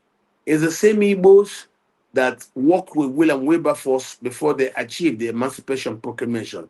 It's the same Igbos that did Igbo London, which is now historically recognized as the first civil rights protest in the United States history. It's the same Igbos that told us and led the revolution in Haiti against the French. So the Igbos haven't changed. And don't forget, when the British came after the Berlin Conference, no, it didn't work with the Igbo. It went to war against the Igbo. That was the Anglo-Arrow War, which ended in 1900. And after that, remember, when the British set up the West African frontier post, there were no Igbos in it. It was set up with boys that he got from the Shehu of Borno.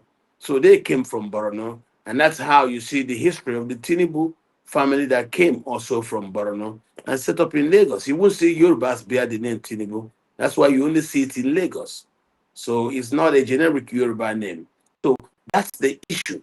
And the Igbos have been a problem from the British to the Fulani and now to the current Muslim assembly that we have here, calling itself a political arrangement.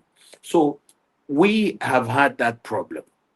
And you can see now, how did we get international community to buy into our narrative as the Igbo joined the Middle Belt, who are predominantly, don't forget, for the Middle Belt, it's an identity platform. It's not religion. It is. They have gone through from the time of the SIM. You should have listened to there to the days of Ekwa. Today in the plateau, you have cocaine, the chof chof in Nigeria. And you also have the Tangales and the Baggies all in Ekwa Church. But sir, this you're saying now, I thought to just perhaps bring this to your attention. So I don't know if you're aware of the Sunday Jackson's issue, the young man that was sentenced to death and that Supreme Court has upheld for defending himself. I'm Are aware. you also aware of a judgment yesterday of an ISWAP commander that was given just 20 years imprisonment? That means 10 years. and he admitted to carrying out multiple attacks that led to deaths of multiple people. But he was given just 20 years imprisonment. How do we juxtapose that with this Nnamdi Kanu? The reason I had to ask this question is because of the judgment of Nnamdi Kanu's case, where one man who said something was giving all this judgment. Those who did the deeds are yet to be found. I mean, this is an IPOB commander. You know that case of the IPOB commander that was made public yesterday, one Hussein guy, right? So he was given only 20 years imprisonment. That means he will serve 10 years and come out. It's just like the case of I've forgotten this man's name that had army and police clash and killed, and there were killings because of him. He just did a couple of years and he's out, and that's all. This man was defending himself. Sunday Jackson was defending himself. Oh dear, sincere apologies. Sunday Jackson was defending himself, and he died for defending himself. Let me quickly take Dr. So Dr. Katch, I don't know if you can hear me. So for yes, I can hear you. Defending himself, for is it Hussein now or what now his name is? His own is for committing real terrorism. Husseini, yeah, his name is Ishmaila. Listen, you need to understand Nigeria's problem. It is a Muslim versus Christian thing. It's not a tribal. Yes. Nigeria's problem is not tribal. It is a religious disagreement between the Muslims and the Christians. It's been like that since after the Civil War, because the Fulani have sought. Remember, most of these Christians who are now lamenting in the middle were the ones that were used to prosecute the Nigerian Civil War. Yes. Yes. Yes. Oh dear, I think the network is bad. Well, while we wait for his network to be reconnected, let me quickly play you part of that judgment for those who didn't listen.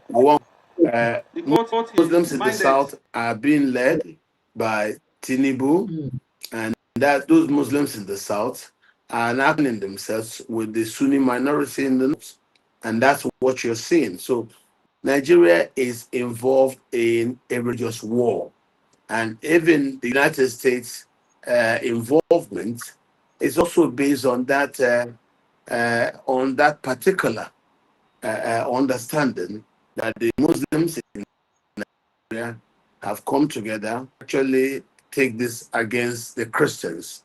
But we would like to shy away from it because we're afraid of being accused of being religiously black. But that's what it is. What's the essence of being a Muslim ticket in a majority country? It's just to tell you that the Muslims have conquered the country, and that's what they're playing at. So you talk to some Yoruba, say, no, we don't take that in that. That's the way the Sunni Fulani want to see it. Yes, that's what they want.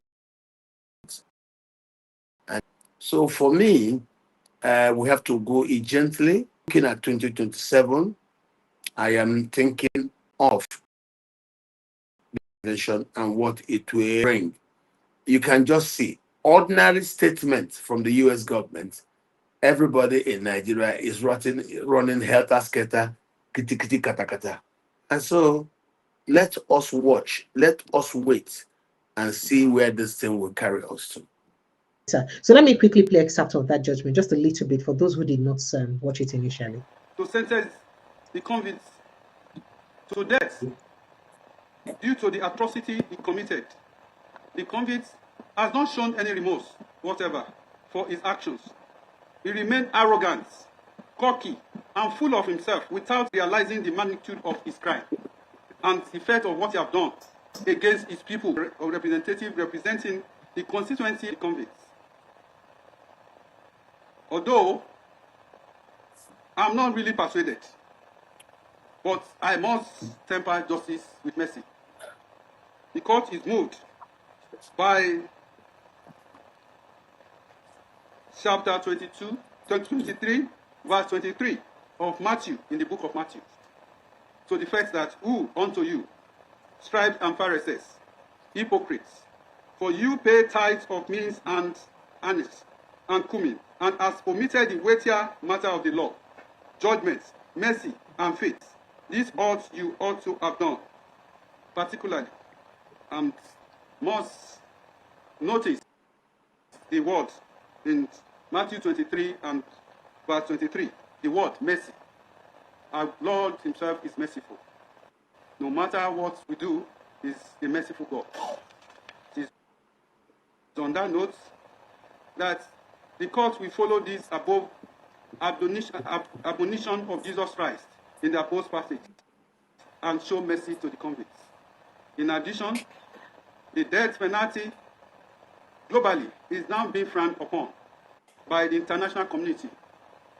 Consequently, and in the interest of justice, I hereby sentence the convicts to life imprisonment for the said counts 1, 4, 5, and 6 instead of death sentence.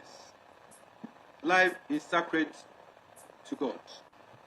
With respect to count 3, he is hereby sentenced to 20 years imprisonment without no option or fine. For count 7, he is sentenced to 5 years imprisonment without no option or fine.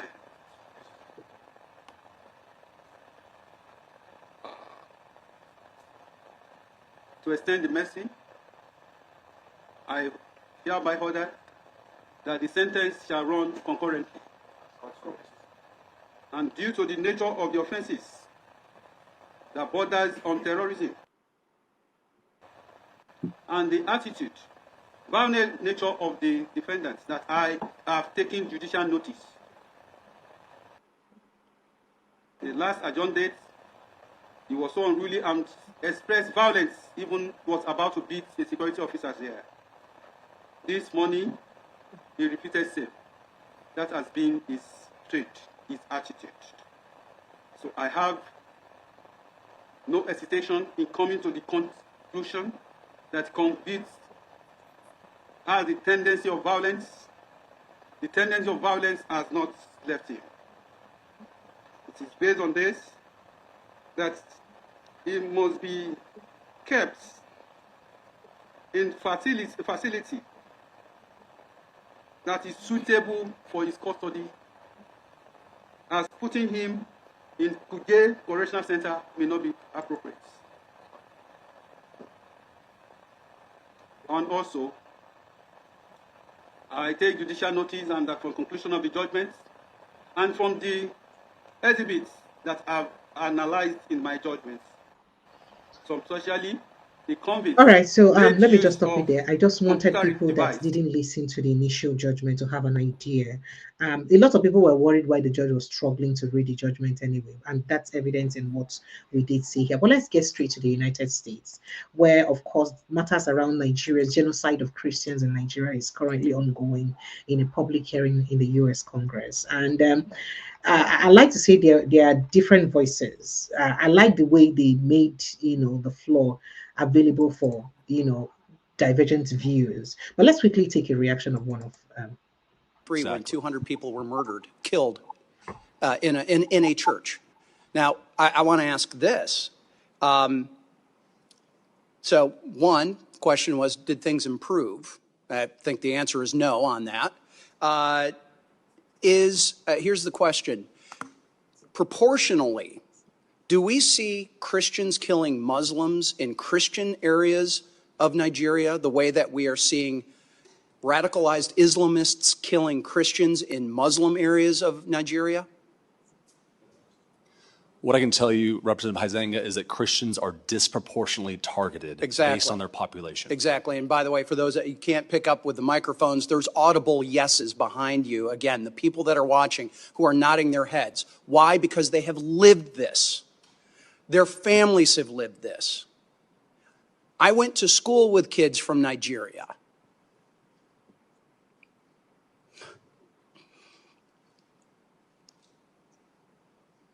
I've got neighbors who've been missionaries there, who have family there, who have friends there, who know this is going on. Yet we've got not just the mass media, we got people within Congress denying that this is happening, or certainly de-emphasizing it. It ought to be outrageous that it is Christians moderate Muslims, anyone being terrorized by these radicalized Islamists in Nigeria, and we've got the Tinubu government sitting back and not doing enough. And I recently just was interviewed by Nigerian television, Arise TV, and that was really their question. Is the Tinubu government doing enough? And I had to answer, no, they are not. And I do not understand how a delegation can come here to the United States and downplay and come up with all of these other excuses as to why this is allowed to happen. It should be rejected and should be called out for what it is. And I've got a couple of other questions that my time has expired that I'm going to have to go and ask for them in written responses. But one of them I need to highlight is in Benue State, there's 1.4 million people who are considered internally displaced. Understanding that the administration has supported refugee assistance in dozens of other countries since taking office, what humanitarian assistance support are you providing or plan to provide to the IDPs in Benue and Taraba states, where many of those Christian communities reside? And I'll have to take the answer in writing. And Mr. Chairman, with your indulgence, just to show the breadth of this, I want to submit for the record remarks from the chairman of the Financial Services Committee, French Hill from Arkansas, who also serves on the House Permanent Select Committee on Intelligence, the Intel Committee, and I serve as vice chair of the Committee of Financial Services. This is where many of those sanctions originate and the enforcement. And I will say this, sanctions are only as good as your willingness to enforce them.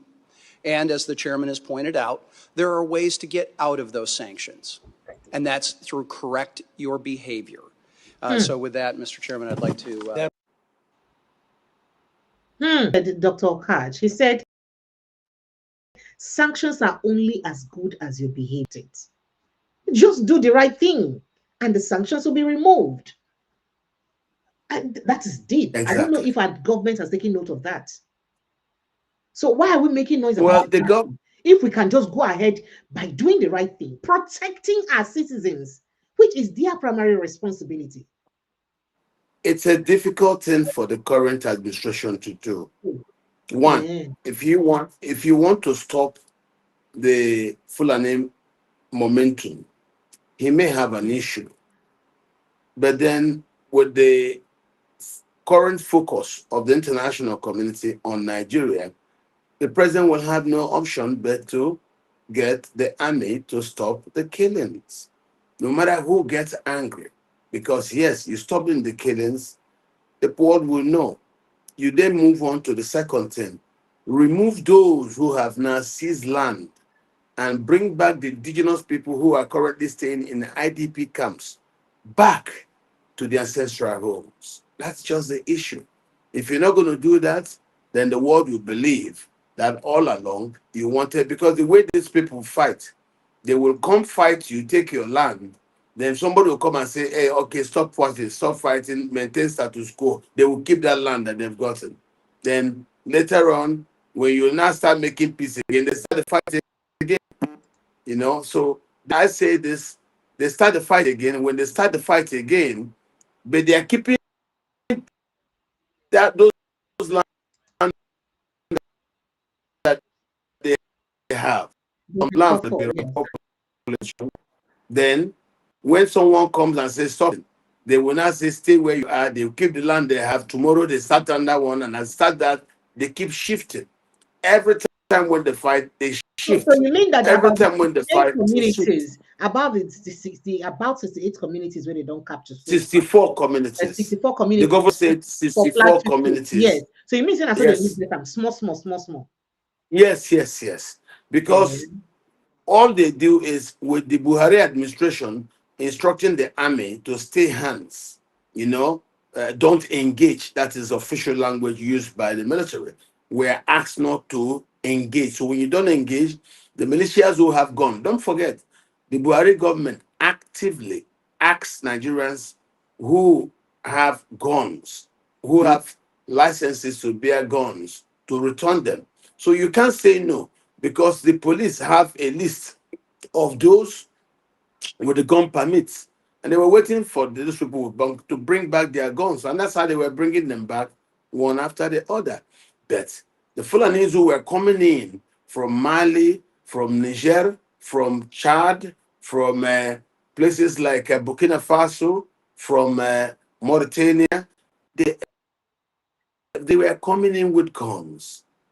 And now intelligence reports, videos of helicopter drops coming to these people in camps. You see, that's one great difference between now and before. Everybody now has camera that they can record what they see instantly. So it's not just asking me, do you have evidence? I'll just open my hands and say, look at what I recorded. That is what has made today's problem in Nigeria very, very different. And that's why you see the Sultan complaining against social media. Because, yes, whereas they have the ability to frighten the traditional medias from publishing some of those things, which the government say, don't publish it, don't say it, say no evil, or you will excite the population into a frenzy. No, it was all intended to allow the killings to go unannounced, unnoticed, and the land grabbing to be done, because it is, at the time I called it, a slow motion war. That's what it is. It All is right, slow. so The Fulani war is a something slow just, motion. yeah, something just came up now before the floor of the Congress, the U.S. Congress. I think a particular congressman. Let me see if I can even get his name.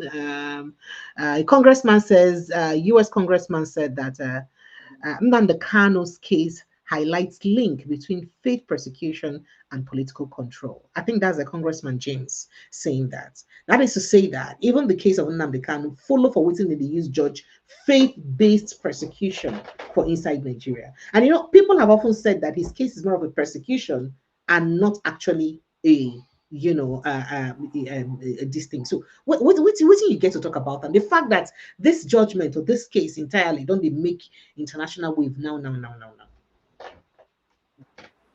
This is what we know. In the face of a raging Fulani insurgency, the Fulanis, none of them has been arrested. The government said, leave them, don't engage. Instead, they want them, stop this. Or they will give them what they call the non-kinetic peace arrangement, which leaves them to carry their guns, which leaves them to roam about with submachine guns and rocket planes. Yet, if a Christian does anything, you come against him. So this is just the game. I was saying this before you raised this. Nnamdi Kanu is arrested because he is a Christian. And he's not supposed to stop this Muslim army from Nigeria. This is what they want to do. Do it so quickly.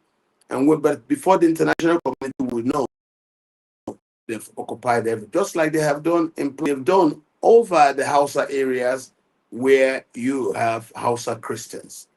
But when they tell you Muslims are affected, it's not true. It is Hausa Christians that are affected. And because they try to sell that wrong story that all Hausas are Muslims, it's not true. Christians. The same way they told a fake story that everybody not in Nigeria are Muslims. It's not true. States like Taraba, states like Benue, Plateau, states like Southern Kaduna, Southern Gombe, Southern Bauchi, these are strong Christian areas. The Zulu area, these are massive Christians. So who is telling all this story? It's because of years of military, and people are afraid to reply back to what comes from the mouth of these soldiers. That was why you now saw the Fulani started imposing that all of the North is Muslim. In short, we're more than you. We have more number. It's not true. Nigeria, till this morning, remains a Christian majority country. If you go through Nigeria's population of 111 million people, the majority of that 111 million people are Christians. What I'm not telling you is the truth. That is actually our population. Never mind the nonsense, the bogus numbers be bandied about. No, I'm telling you this now. From the data rooms, we started doing data, and a lot of those data issues, we've aggregated them, we've looked at it. Nigeria's population is about 111 million. That's what we are. All right, sir. So I don't know if you heard one of the things way that congressman talk when he talks, say whether he did anywhere where a Christian for inside a Christian dominated community, Christian jihadists or Christian militias, they kill Muslims. They don't get answer. Never. It doesn't happen anywhere in Nigeria. And that was quite mysterious. It has never happened anywhere in Nigeria. We could go back to the US Congress, go take a few more views of some of them so that we'll get a reaction. Please do, please do. Yield back. I thank you very much. Ms. Jaipal. Thank you, Mr. Chairman. I want to thank our witnesses for being here this morning.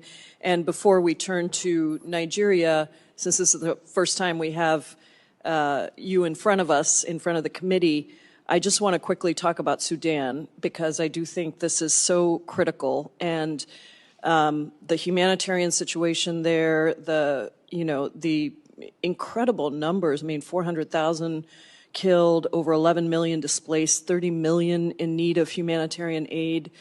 This is just a stunning crisis, and I did want to appreciate the administration's recent comments on this, particularly Secretary Rubio, when he called for action to cut off the supply of weapons to the Rapid Support Forces. And as the Secretary had previously acknowledged, it has been widely documented that the UAE has been one of the primary drivers in fueling those weapons to the RSF. So I hope that I want to urge the administration to use every piece of leverage that we have to halt that support. And I hope, Mr. Chairman, thank you for your leadership and for the ranking member's leadership on this issue. I hope that we can take up the bill from Representative Meeks and Representative Jacobs. I know it was on our agenda, but I think it's important for us to take up that bill at the earliest opportunity, because this is a moment for us, I think, to all focus on the horrific crisis there. So just want to urge you to do everything you can, and we are spending a lot of time on this issue. I have a lot of constituents who are directly impacted by this in the Sudanese diaspora. So thank you for that. The devastating levels of violence in Nigeria are clear, but I appreciate that people have also recognized it isn't just the persecution of Christians. This is persecution of multiple groups, and I think we have to be careful not to portray it just as persecution of Christians. That feels to me simplistic, and it doesn't account for the intersectional diversity of Nigeria.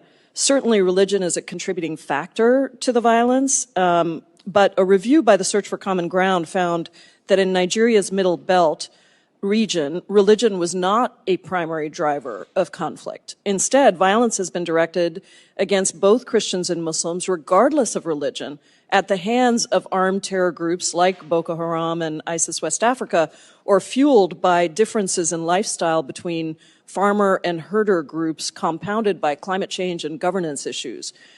And so I want to start by saying I'm very concerned that a day after President Trump saw a clip on Fox News about the persecution of Christians in Nigeria, he threatened to go, quote, guns a-blazing in Nigeria and revoke all assistance.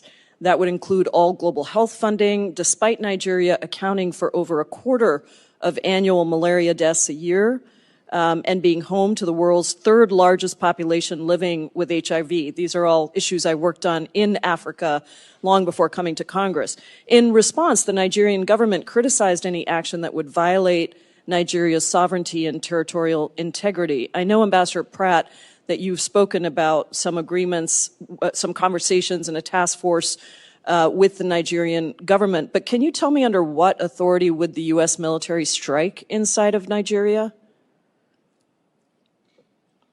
Well, the Secretary of State, and thank you for the question, Congresswoman. The Secretary of State has directed us to put together a comprehensive plan that uses all tools at our disposal, including security and Department of War. And this would be primarily focused on the security that we are providing to the government of Nigeria and how they are deploying their assets. We can also share information and intelligence. We can talk about counterterrorism. And so those are the tools that we are primarily looking at in our strategy. Don't you think it would have been appropriate to have the task force discussion and the alternatives presented prior to the president going on Truth Social and saying we're going to go guns a-blazing into Nigeria? We've been working on these problem sets in Nigeria for a long time. We have a lot of programs of assistance in the country. They did undergo a foreign assistance review, but many of them continue, and we want to make sure that we're using them strategically to get the best outcomes. Very diplomatically said, Ambassador. I just wish we would actually stick to that playbook rather than a bully and threaten of a country that is extremely important to us and to the region. I don't think that's the right way to go, to just go on Truth Social and threaten guns a-blazing. I think what you've described is much more appropriate, and I look forward to seeing what comes out of that. You know, we had Ambassador Kelly Curry here before a different subcommittee of this committee, former Trump appointee, and she said in front of the committee in a hearing yesterday, I think it's a very relevant quote, "You cannot solve problems created by men with guns by turning to men with guns for the solution." And I just would urge us to think about that. This is coming from a former Trump appointee. I think if we were to do this, it would just serve to further radicalize communities and risk turning the aggression of actors like Boko Haram and ISIS West Africa directly to the United States. I just have 15. One of the things we get to me for waiting this particular, I think, talk. Now, the fact that she mentioned climate change and farmer headers issue and all that. But a lot of people who live within that region don't talk over and over again that there is nothing like a farmer headers clash. You too also reiterate them, say nothing like farmer headers clash. Is it going to be worrisome to see somebody far away in the United States maintaining what people living in those communities have termed as a propaganda, calling the genocide of people a farmer headers clash? Well, yes, liars don't normally, if you tell one lie, you need to defend it with a lot more lies. When this crisis started, that was what the Buhari administration was telling people. You have some very ignorant people who are not very intelligent. Even now, it has passed. That's actually the reasons why the Miet Allah is now being cited by the US Congress. You see, Miet Allah was always coming to argue with me on television, saying that this thing is a farmers' headers clash, and that we must allow the farmers to come in with their cattle, fighting the ECOWAS protocol on free movements of food. Oh dear. That this is a demography of alteration scheme. And that was why I now traveled, when commissioned, to Burkina Faso, to Ghana, to Mali. I went specifically to central Mali, where the war was occurring between the Fulanese and the Dogons. I also went to Mauritania. I went to Central African Republic. And after I did these things, I came back to Nigeria. I submitted my reports to the presidency. I went on Channels Television to share my findings with Nigerians. And I told them that even in doing this, I also went to places like Katsina State. I went to Zamfara. And on my way in Katsina, I saw on the Kwatrakwashe Kankara Huntua Briningwari Road, houses blocking the road. And when I spoke to them, they said that their people are being killed and nothing was going on from the government. They actually used a cops to block the road. And that was how Abuja gave them an ear. And because once you go to report to the police will tell you that they have instructions from the headquarters not to engage.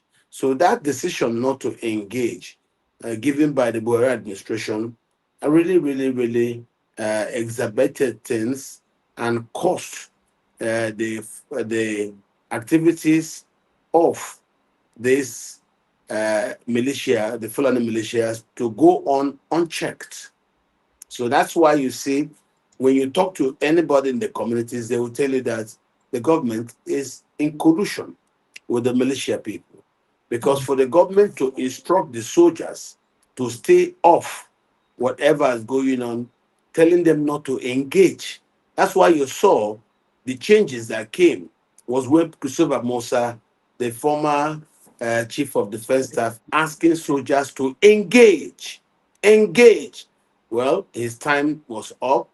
After his service record, he has left so that younger people can also take over.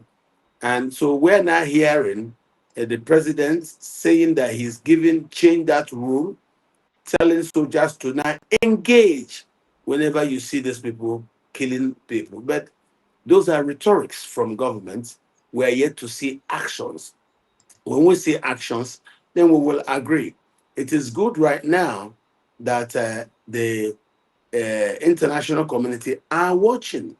And another good thing is we know that the international community does have intelligence gathering assets located in Nigeria and will be able to know what's going on. That's why you're seeing the fireworks at the US Congress. So those people who go about talking about climatic changes forcing farmers, how can farmers from Sierra Leone, farmers from Gambia, farmers from Mauritania, Fulani herders from Mali, from Burkina Faso, be coming to Nigeria to organize killing militias to kill Nigerians and take over their land, and then the indigenous owners of the land are headed into IDP camps, and you tell me that is farmers' herders crisis, when these people are not so members of the community. Look at the issue of Benue. 98% Christians. The people you call Muslims are settlers who just come and see commercial open areas like Boko, like Kasinala, like those who are buying yams, who are praying in places like Vandekea, and of course, places like Makode. These are not Muslims. They are Muslims who are settling in the state and doing business.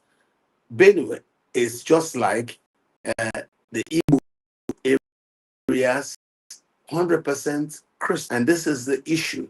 That's a Benue indigenous, that's a Muslim, is a convert, like the policeman Abubakar Saab. So these are the things we see. So those people telling lies, claiming climatic pressures, and that's why they struggle. They are talking about very old formats that is no more, very strong when you use it. Before, yes. When white people come here and we tell them the truth of what's going on, the government will normally tell them, no, these are people that are common people fighting over scarce land. It's not true. Every land in Nigeria, no matter what the climate is, no matter what the weather is still useful. The places that are dry in northern Nigeria are irrigated.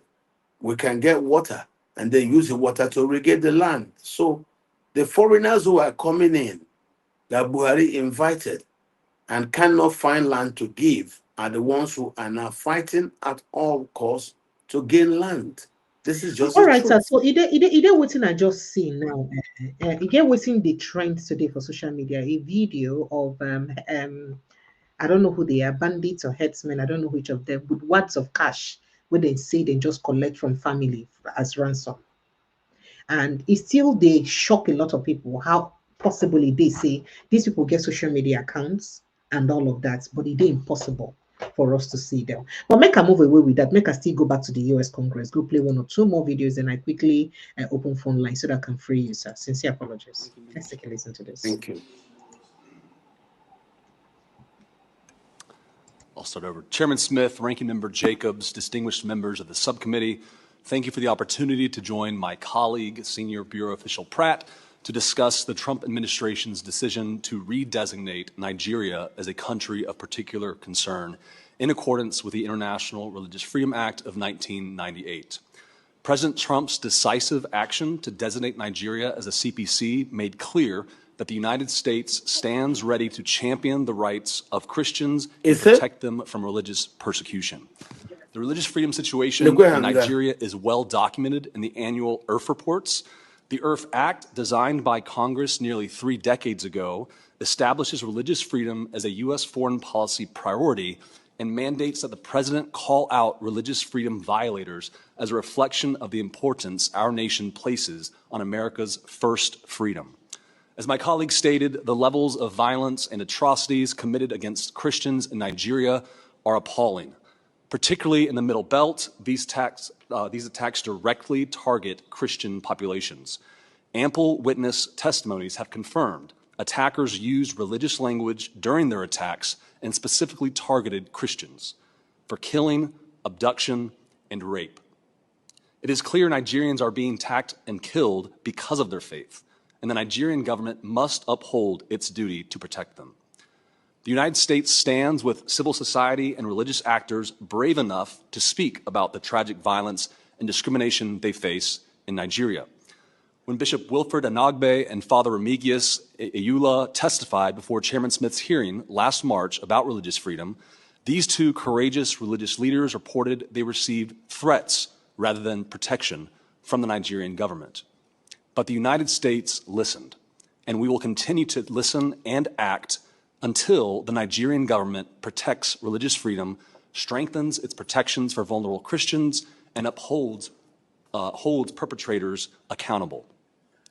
In addition to these failures, Nigerian officials also continue to prosecute individuals for alleged blasphemy, which stands in clear violation of Nigeria's obligation to safeguard free speech.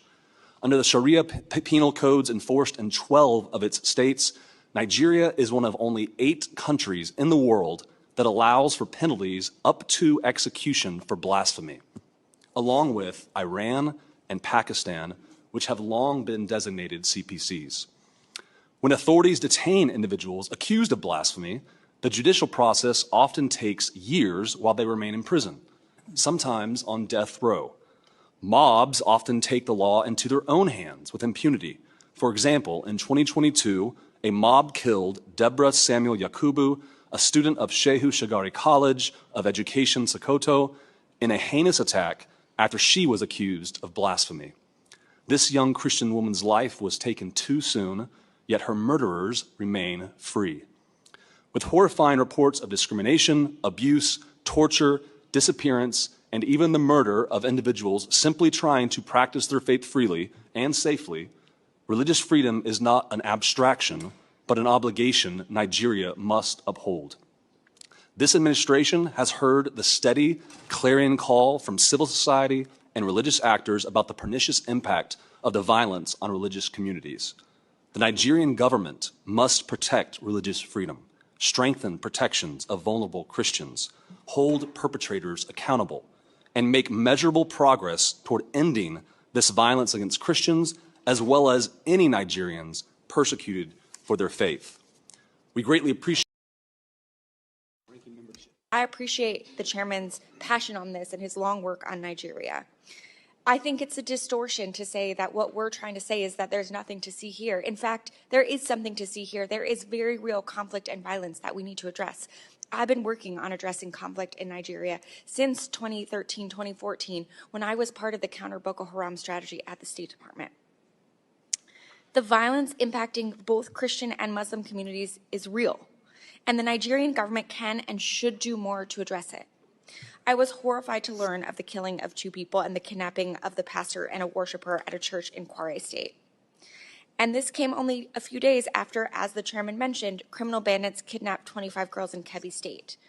But it is counterproductive to adopt oversimplistic narratives about the multiple complex overlapping security challenges and violence across the country. The victims in the Kebbi State kidnapping were all Muslim girls. So violence affects everyone, and false narratives perpetuate harmful stereotypes and motivate tensions and violence based on religious identity. Distorting what's happening into a solely religious narrative erases the real drivers of violence and makes it harder to implement effective solutions. And it can fuel violence against the very groups the Trump administration claims it wants to protect. That's why I'm alarmed by President Trump's rhetoric about this violence and threats to go into Nigeria, guns a-blazing, and to wipe out terrorists.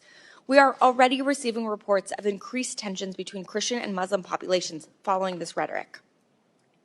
President Trump's threat is reckless, and any unilateral military action in Nigeria would be illegal. Congress has not authorized force in Nigeria to protect Christians, and any action without Nigeria's consent violates international law. We also know that a military-first response won't actually address the violence and will do very little to protect Christian communities. As I All right, sir. Make I quickly take your thoughts and make I open phone lines. Nigerians already they join us. I know say they get a lot. Would you like to react to the first congressman that spoke and the first person that spoke and the instances we inside Deborah Samuel case, inside the practice of Sharia law across 12 states of Nigeria as part of the reason? It comes side say I think Nigeria is one of the only 8 countries in the entire world we get death penalty for Sharia law for the world. And sadly, Nigeria follow for that. And Nigeria being a secular state and not an Islamic state, because some Islamic states don't even have that death penalty or whatever it is on Sharia law, but Nigeria get them. He cited all of those. That's why I told you earlier that the Nigerian problem has been the silent psychological jihad by a Muslim minority since, which takes from when they control the army. So those were the days when they wrote these decrees. Now into democracy, they still think they have that power. And that's what you're seeing. Persecuted the Christians. Because a Christian says anything that they don't like, he should be arrested. And that's why I tell you, Nnamdi Kanu is being held because he's a Christian. Never mind, can you imagine being sentenced to life imprisonment for just rhetorics? Now, what about the Muslims who have been seen to kill, to carry about their guns? They are still being allowed to sit with government and negotiate, and government calls that non-kinetic approach to peacekeeping. What kind of stories? Who does that? So Nigeria has a Muslim. Igbos have been a target, and the reasons why is because the Igbos represent the largest Christian bloc in any tribal grouping in Nigeria. That's what it is. All right, sir. Okay, so yeah, I was also going to mention the case study of Nnamdi Kanu case. So then, in fact, they even cited that he's been persecuted today, and that they mentioned that in 2020, that he was freed by the appeal courts. Yet the government, because he be Christian, they no agree release him. Then leave up. Let me open phone lines, Nigerians. Please get coming in and let's begin to take your thoughts and reactions. 0817-029-4077. That's the number to call. 0817-029-4077. Or you follow the link with it by the pin post, and that link will bring you straight into the studio for you to talk to Dr. Katch. Indeed, here to listen to you. Good evening, T.Y. Danjuma. Good evening and welcome. Good evening, Precious. Good evening, Dr. Katch. How are you today? Thank you very much. I am good, and I'm watching as it is every day on a Nigerian day. A sad day for many of us with the judgment by Mr. Justice James Omotosho, the Federal High Court, Abuja. I think that, that judgment for many of us was one that is saddening. I don't know how you feel. Well, I think you are presumptuous, and I think you deceive yourself. We who are here, we know this is what it is. Nnamdi Kanu is what I will call a prisoner of conscience and state. He's been sentenced today for just words. But the ones who actively commit physical murder, nobody touches them. So I don't want you to think anything happened today. The state has kept for how many years now? So the state are still keeping him. I just want you to understand that that's nothing new. It was brought to Nigeria through extraordinary rendition, which is Buhari's strategy. Whenever Buhari, what he uses is kidnapping and greeting. They did that with Omar Diko, repeatedly with Nnamdi Kanu. Is nothing new. So that is what it is. I do not see, I am not worried today. I'm not surprised at what happened. I think as Omoyele Shore, these are things that the state wanted Justice Binta Nyako to do. The Binta excused herself. And of course, Justice Omotosho, who is an establishment judge, has stepped in and done it. You could see how very difficult it was to read that judgment. That tells you how these things are. When the state wants you to do something, you do it for them. Forget about the other stories. So, for me, this is when the negotiation will start to get the man out. Don't forget, we're still expecting Nnamdi Kanu and his lawyers to appeal.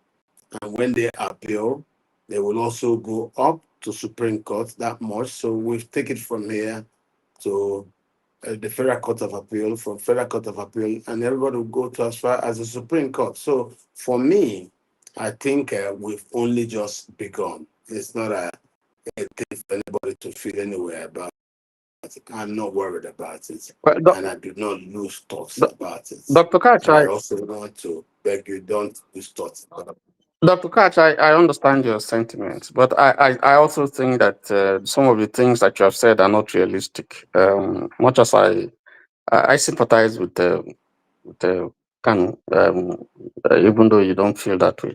But I think that it was not just Binta. This case was reassigned to Binta because we've had more than 3 judges try the case before it was assigned to Binta and from Binta to Omotosho. So that we have to put that in proper perspective. But I want to ask you some questions because even in analyzing this situation, we really have to be fair and remove sentiments. One, I'm looking at this particular case. You know, let's leave off all the things that happened before this case came to Justice Omotosho. Nnamdi Kanu at some point had to dismiss his defense counsels, who I think were at the point handling this case as a layman very well, as far as I'm concerned. I don't know the reason why. And I am thinking that by so doing, and he decided to defend himself. And by so doing, he denied himself of professional counsel and the right to properly defend himself against the charges that were made against him. And I think that that is fatal to his case. That is one. Two, I also think that his conduct, if you look at his demeanor in court, was belligerent. And no court would tolerate that kind of stuff. So if you put all that together, the charges that were brought against him, the 7 count charges that were brought against him, and the accusations that were made, the issues that were tabled before the judge, he had no opportunity to debunk them because he had no legal representation. You know, so what it means to me as a layperson is that those accusations stand because you have not refuted them. So This is Nnamdi Kanu. These are some of the problems we have.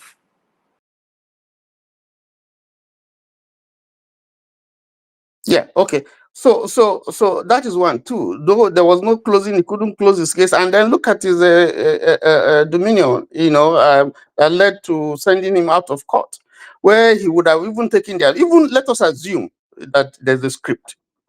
But he had an opportunity, last time opportunity, if he was still in court, to be called up and now to ventilate his, you know, turn it to a political trial and say the thing that he wants to say.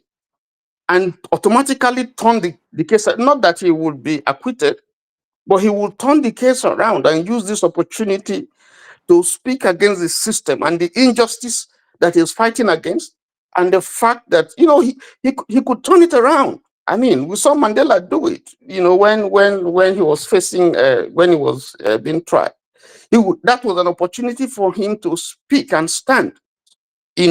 And not that it will change the judge's mind, because already they have written whatever they. It's not like the US where the judge would say, okay, after saying that he's guilty, they will take about a month or two or something to write their judgment, and to look at other strenuous issues that have to do with the case. But already, the judgment has been made, so it wasn't as if he was going to write it in 5-10 minutes or 20 minutes that he did. But that was an opportunity for him to take control and say all the things that he needed to say. That was an occasion, and he lost that occasion. So I think that those were some of the things that I find very wrong. And I think, in my opinion, yes, what I think that those who are prosecuting had in mind was, listen, the end result will be convict this guy, criminalize him, and then let the process of political whatever continue. So Igbo leaders who have been hiding can now come out and say, okay, let us go to the president and go and beg, and let the president now show magnanimity, and then he will do it, and everybody will hail him and say, yeah, you see, that's a good president, that's a friend of the Igbos, and then they will release him so that he can score cheap political points. But I think all in all, what just happened, I just added tension to the already fragile security situation in Nigeria, and I think it's a shame. Those are my views. I don't know how you react. I share a lot of your views. I believe he should have allowed the legal team to do their work. I think it was in bad for him to turn all of them from lawyers to consultants and then think he could just not answer. Yes, states that he didn't do, and for that I blame him. But for all it is, he simply wanted to prove to the world that the legal acrobatics are just charade between him and the state, and that's what my own is. Why hold him at all if you're busy releasing the Fulani people who actually went on, not just threatened, to kill, and are still practicing industrial scale genocide? So whatever it is, the state has its intentions. I don't guide or advise them on what to do or how to do it. They have done what they want. I blame Nnamdi, I am with you, for refusing to allow legal representation. Be that as it may be, we know the full story about this case.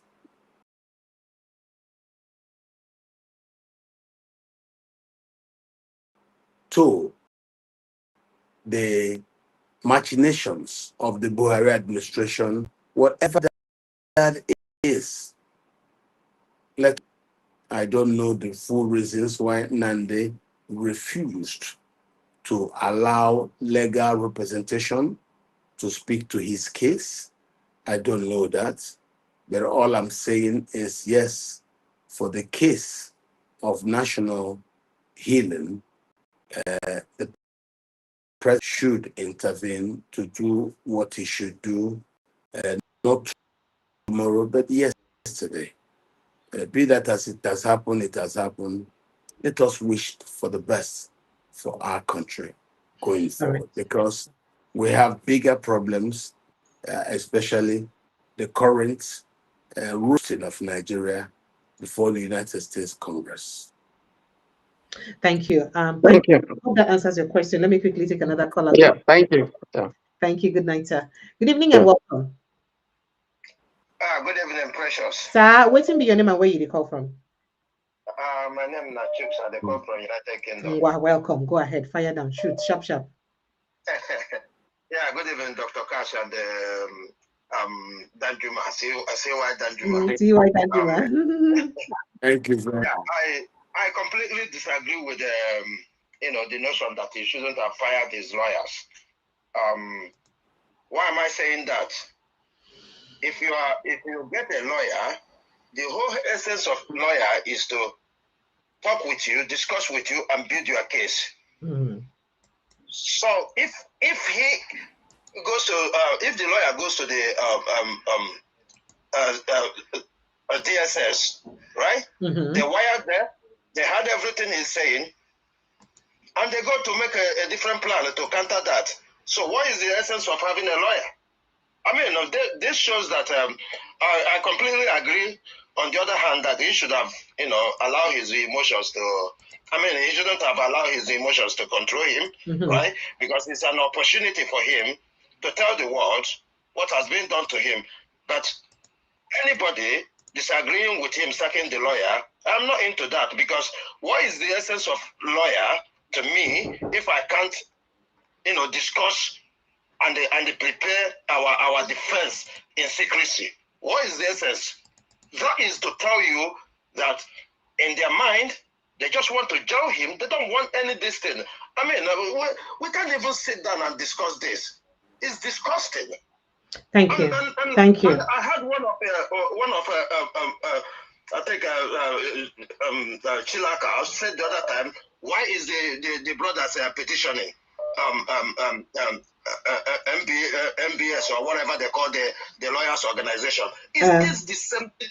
You can come out, the failed Nigerians, they can come out and say the truth and tell the this thing. You're not impacting on the judgment. You're not. I'm still waiting for them to speak up against the national anthem of APC being played for the judges. I mean, let's stand, firm and say the truth as it is. We can't continue to give these people leverage to box the Igbo man to the corner. Thank you. I'm so ashamed to be an Igbo man today. Sorry. I'm so ashamed. You don't do that. Thank you. No vex. Sorry. Good evening and welcome. Ogatoni from Chicago. So sorry, sir. Good evening and welcome. Yeah, good evening, Precious and Dr. Katch. You're welcome. Go ahead, please. Yes. First of all, I stand with the last speaker.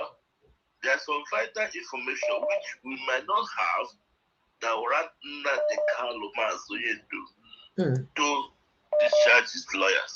There's some people who don't, they're not quarreled. We never hear they're quarreled. So there's some infantile they know. That's what happened, which we don't need to criticize him about doing that. It's unusual, but look at he's having a very credible senior advocate with him, and they decide that. And again, on the other one, telling us what T.Y. said, I don't see Nnamdi Kanu coming to begging Nigeria government. No, he's a freedom fighter. If Nnamdi Kanu come to the cause and ever cry, the Igbos will cry, and that will raise the tension in the ground. What he did is what the tension is still low, that is in a high spirit. And even Nnamdi Kanu came up there feeling down, my sister, the tension will rise. That's the tension. Look at it at the opposite side. And I have my son. You didn't get my son. I have seen my son attacking like a strong man. I'll be strong where I am. But when I see my son crying, and you think I'll go down to that and sleep? No. I think what he's doing is a strong mind. It's a freedom fighter. Nobody, I'm not against what he did. They all cook everything against him. And we know, everybody knows. The whole world knows. How can you call the terrorists without a gun? Just microphone and radio materials. But you are sitting down with terrorists and negotiating with them. And then it's injustice. Thank you. Thank you so much, Ogatoni from Chicago. Thank you. All right, Dr. Katch, let me have you react to them and before we bring someone else to the house. Well, they have made their points made. I think Nnamdi has his reasons for acting the way he has acted, but I also know he's only acting on just his belief that the charge upon which he's being tried does not exist in the statute books. I believe that case can also be made by the lawyers. Whatever it is, the lawyers can make the case that that particular charge upon which they stand here doesn't exist in the statute books. And that's why lawyers are there. And because once he starts talking himself, and then he goes into anger and rage, and that was why they sent him out, and then no one else speaks for him, we have what we have. Whatever it is, all those are now in the past. Let's simply move forward and see where this crisis will take all of us. Thank you so much. Oh, yeah, I lost that cover. Let me bring someone else into the house. Let's see who we have here. Good evening and welcome. Yeah, let me talk to Mazi. Hello, good evening, Mazi.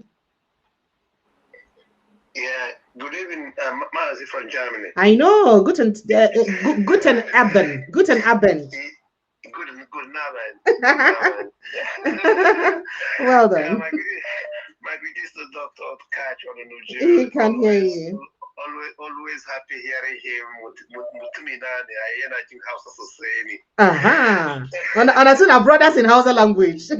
Hey, brother, I was there about the Mokepada. She covered the Nigerian. He said Barika de Alahaji. So that Jim Magananka. Now guess what? Honestly, nobody is happy what's happened today in the court. Nobody. I mean, I would not say nobody. Most of us are not happy. But this thing is, for me, I knew the first day this thing went to this weak judge, because go and listen to what Professor Chido or Dinka wrote about this, or James or Motor Show. It's very sad, but this is a disgrace anyway. But what I'm trying to also, I blame Nnamdi Kanu also for sacking his previous legal team. I'm not talking about this one, but Ezekome and Ifeanyi Ejiofor, the team that got him acquitted and discharged and acquitted in appeal court.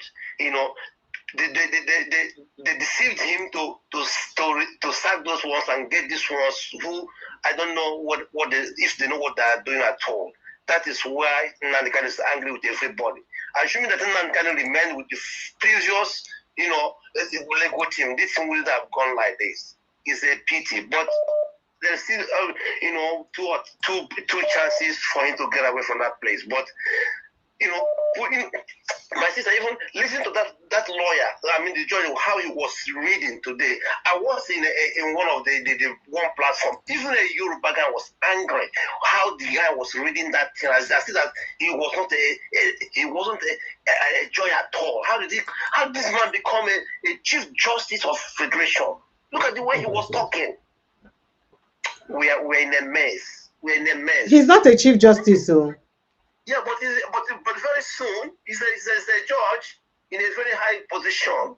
Look at the way he was reading this. Even me that is not educated, I can read better than that man. What that thing? Listen to this man reading. I was so ashamed that such person could reach to that level of becoming a judge in Nigeria. What are we talking about here? And finally, the prosecutor, the prosecutor was saying that insecurity in Nigeria, mostly in the south, have come to an end today. That chief prosecutor, that's what he said. An old man, I think that man has maybe grandchildren, lying to the camera, lying on microphone. That means Nnamdi Kanu and his groups are the people causing insecurity in the southwest, in south, and even Kwara State. My sister, when I say is when you were in a view with other platform, you would think I'm joking. There's a problem between us and them, honestly. Thank you. Thank you so much. I appreciate you. Hello, good evening and welcome. Hello. I have someone on hold. I have Dr. Chris Inami on hold. So let me let you, please help me respond quick. Good evening and welcome.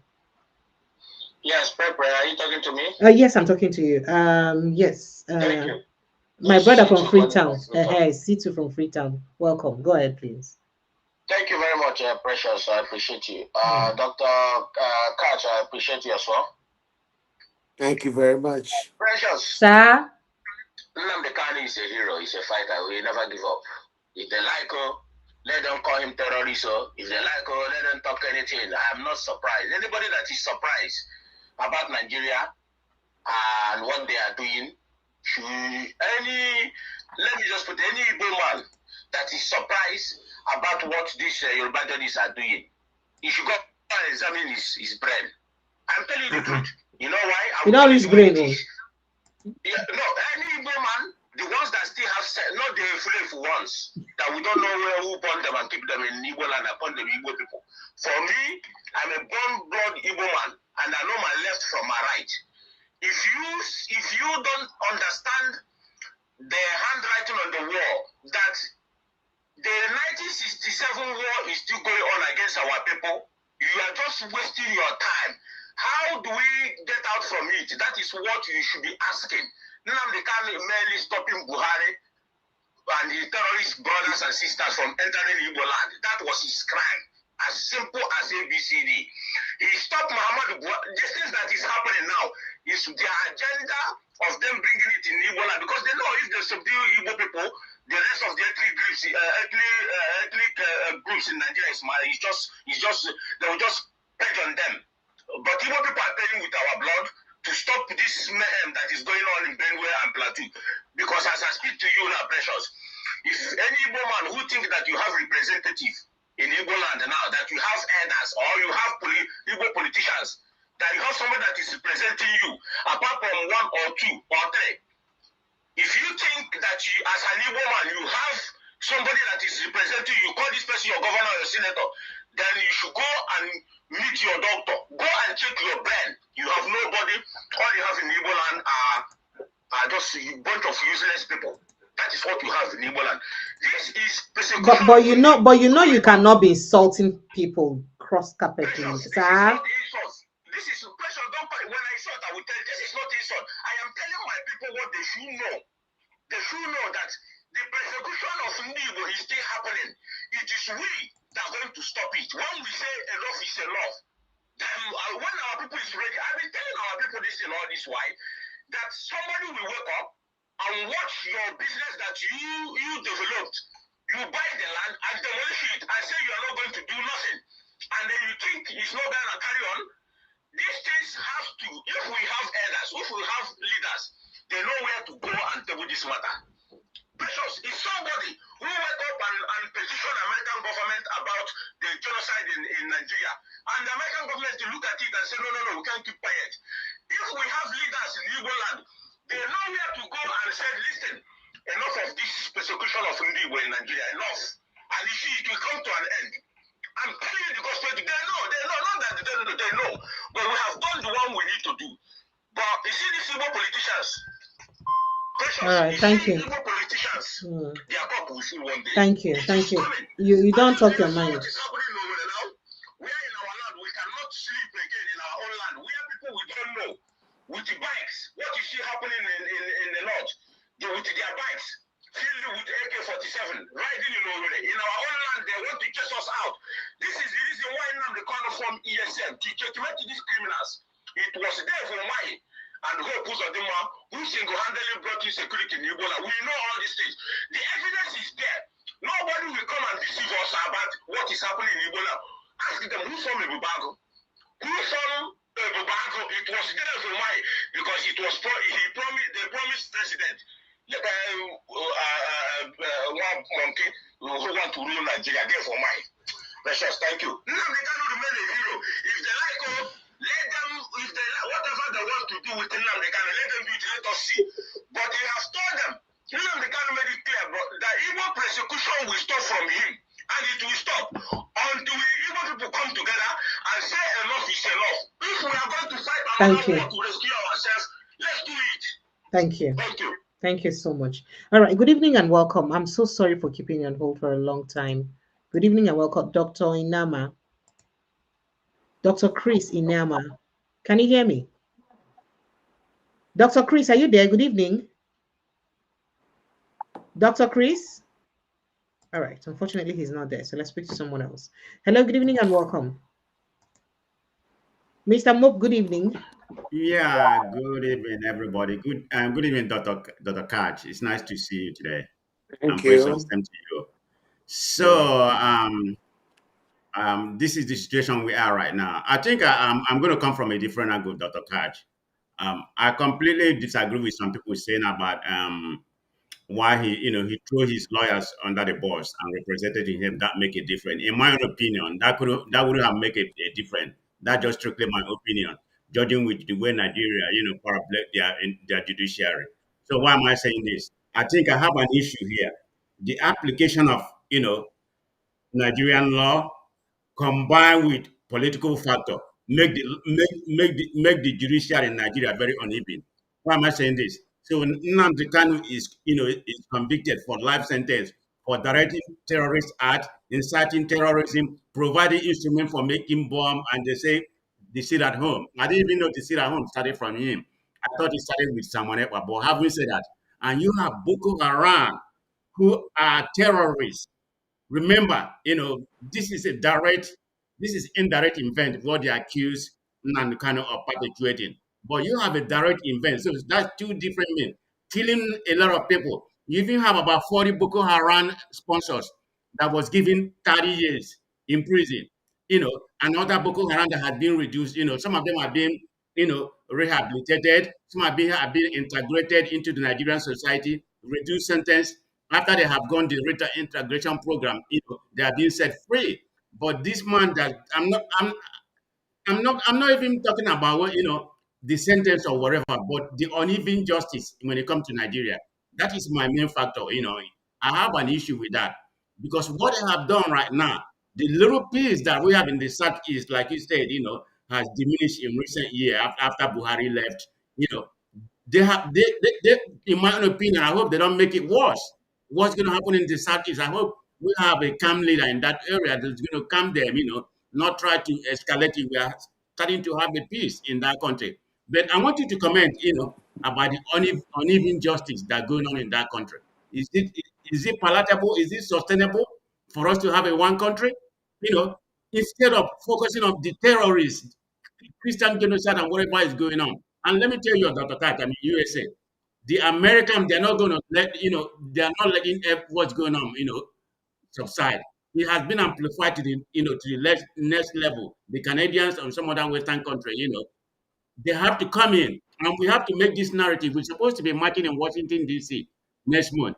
So we're going to make, this as Christian versus Muslim because they have different judgment. Apart from these terrorists, we're going to write a placard, there's different justice going on in Nigeria. And we're going to use an example of the Sharia law. And this is not the different judiciary, different law in Nigeria going on in Nigeria, the Christians and Muslims. So we're going to amplify this next week when we go to Washington, D.C. and March. But I want your comment, the application of law when it comes, between the North and the South or the Southeast, can you tell me, if there's no differences?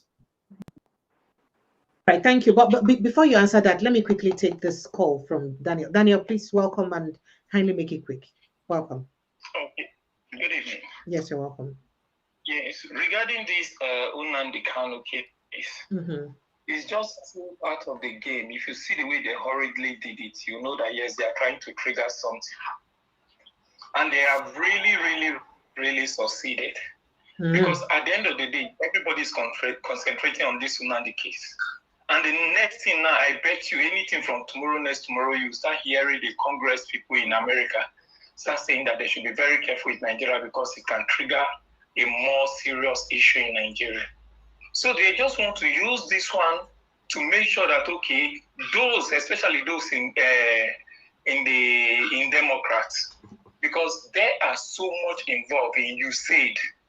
And I can bet you 100% that majority of the local NGOs in Nigeria here, some of all these funds in which USAID are bringing, normally end up buying arms to continue the cycle and to continue to make this place ungovernable. That woman is busy giving it different name, ethnic clash and all whatnot, and they should be very careful. They will not point to this Nnamdi. I pray that, okay, I don't know how the Igbo people will do it, because I understand with them very well, even if tomorrow they are angry and they are protesting. But I bet you the government will use that opportunity to do what they want to do with the military and and police. But this whole thing, I promise you, me, I already know that by first quarter of next year or second quarter of next year, this country will be reset. So people are free. Yes, everybody should be free campaigning, jumping for 2027. It's a good thing. But I bet you this country will be sane again. Thank you so much. Dr. Katch, please, would you mind reacting to Mr. Mope and perhaps to Daniel if you like? Yes, I agree with you. By the second quarter of next year, we will have events that will now reset this country. I have no doubt. That's why I said. Oh, you agree with him too? Yes, I know so. I'm aware. I know what's going on. And I know why they're building the case in the United States.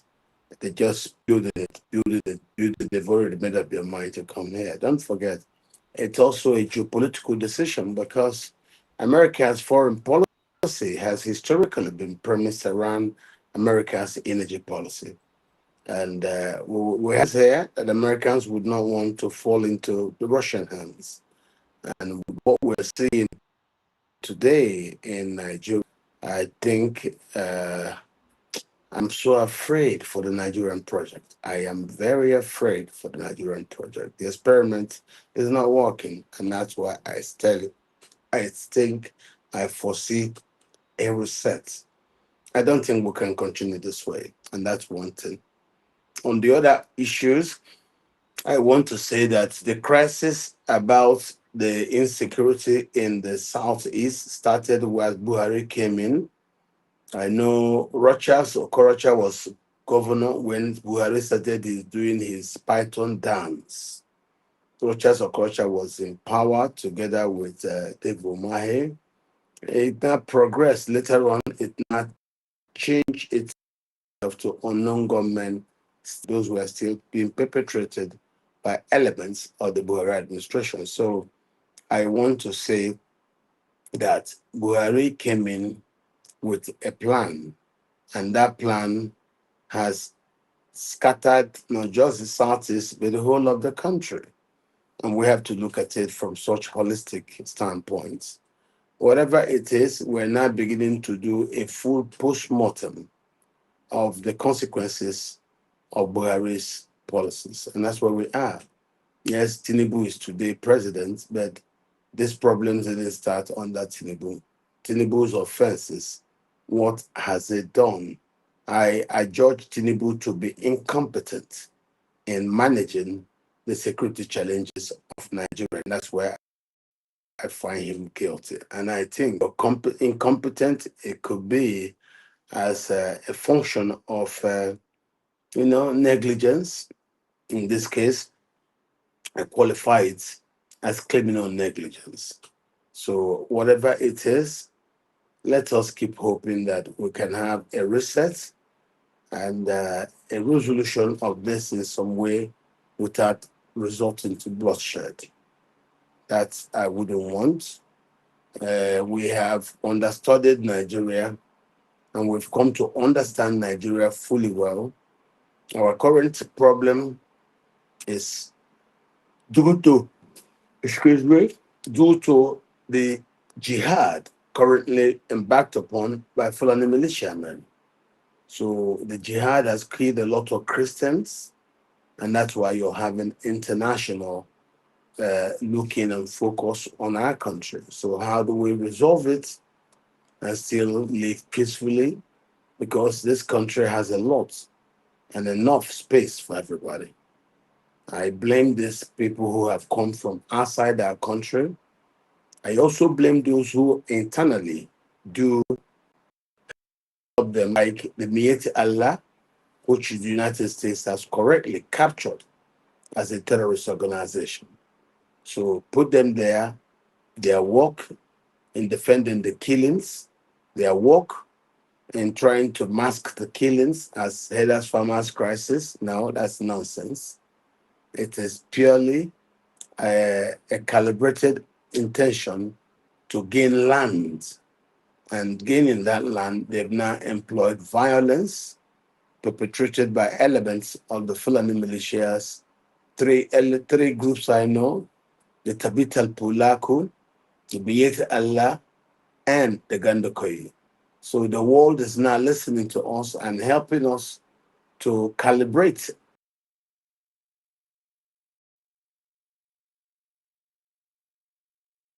I think his network has gone bad. Okay. Mob, I hope he's answered your question. Yeah, if you have time before, if you come back, I wanted to ask him specifically. You have to hurry because other people want to quickly. Yeah, the way the law is being applied, whether it doesn't have the whether it doesn't have the executive, whether it doesn't have the executive authorization, because this judgment, I believe, they didn't just give the judgment. Tinubu must have sanctioned it before they do that. The implication of the politics when it comes to application of our law.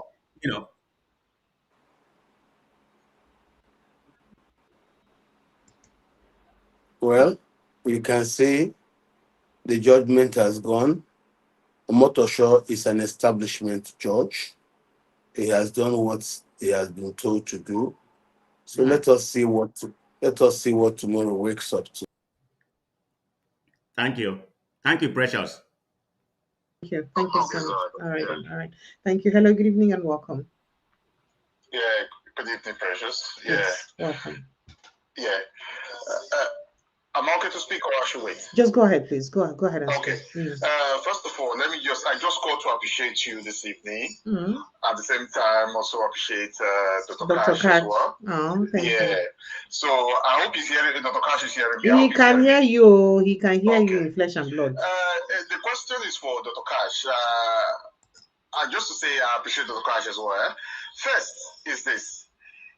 Is it not possible for the country to be restructured? Because if you look way back when the British handed over, when they granted independence to Nigeria, the British, I could say they were wise enough, like to say, okay, the way they structured the regions, like into the three regions or four regions or whatever, how they structured just the same, the way they structured the United Kingdom. When you have when you have Wales. You have England, you have Scotland, and you have Northern Ireland. So, and each region have their own, produce their own stuff, as in make their own laws and all that. That was the same way they structured Nigeria, if I'm not mistaken. I believe that restructuring could have worked for Nigeria.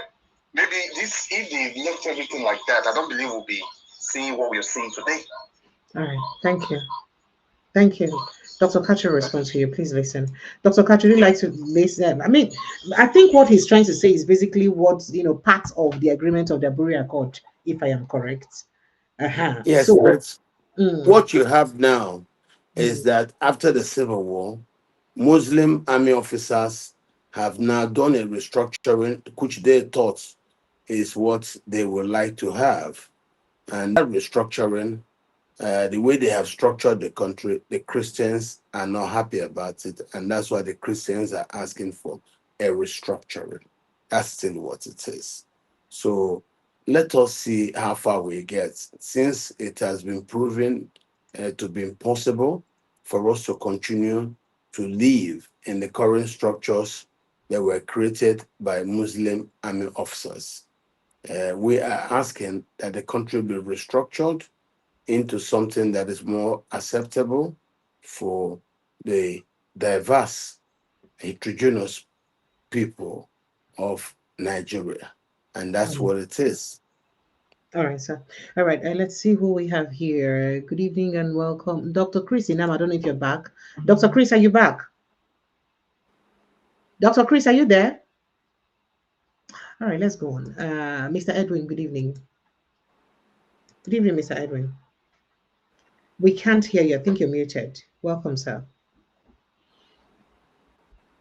You're muted. We can't hear you. You're muted. Please check and unmute yourself.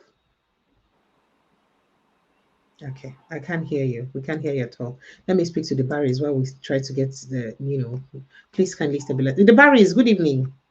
Good evening, the good evening house. Good evening, friends. Can you hear me? Okay, Shay, you're calling from the US, Abby? Yes, Atlanta. Atlanta. Now free delivery. You never see, go here. Then get Thanksgiving package. What did they wait for? Make I answer you now. Since the whole Fulani thing with cow, I decided to quit eating beef. Now go to the east. This he get goat suya, he get beef suya, he get chicken suya. So you know people go from this one. All of them they get goat too. Actually, that's why I hear.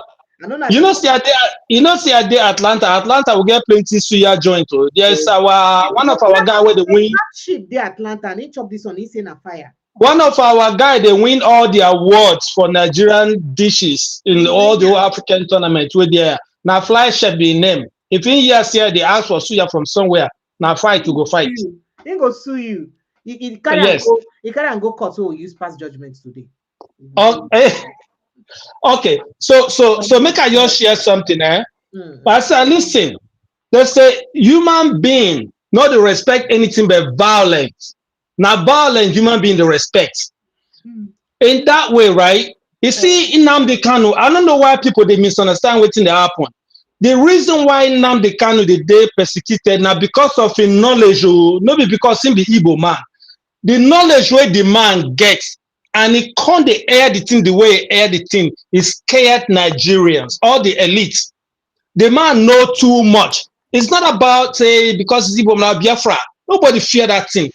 They fear the knowledge. They are afraid of his information. He has so much information about the people where don't put Nigeria where Nigeria they and waiting their plan B. All these things where they happen, he never talk them.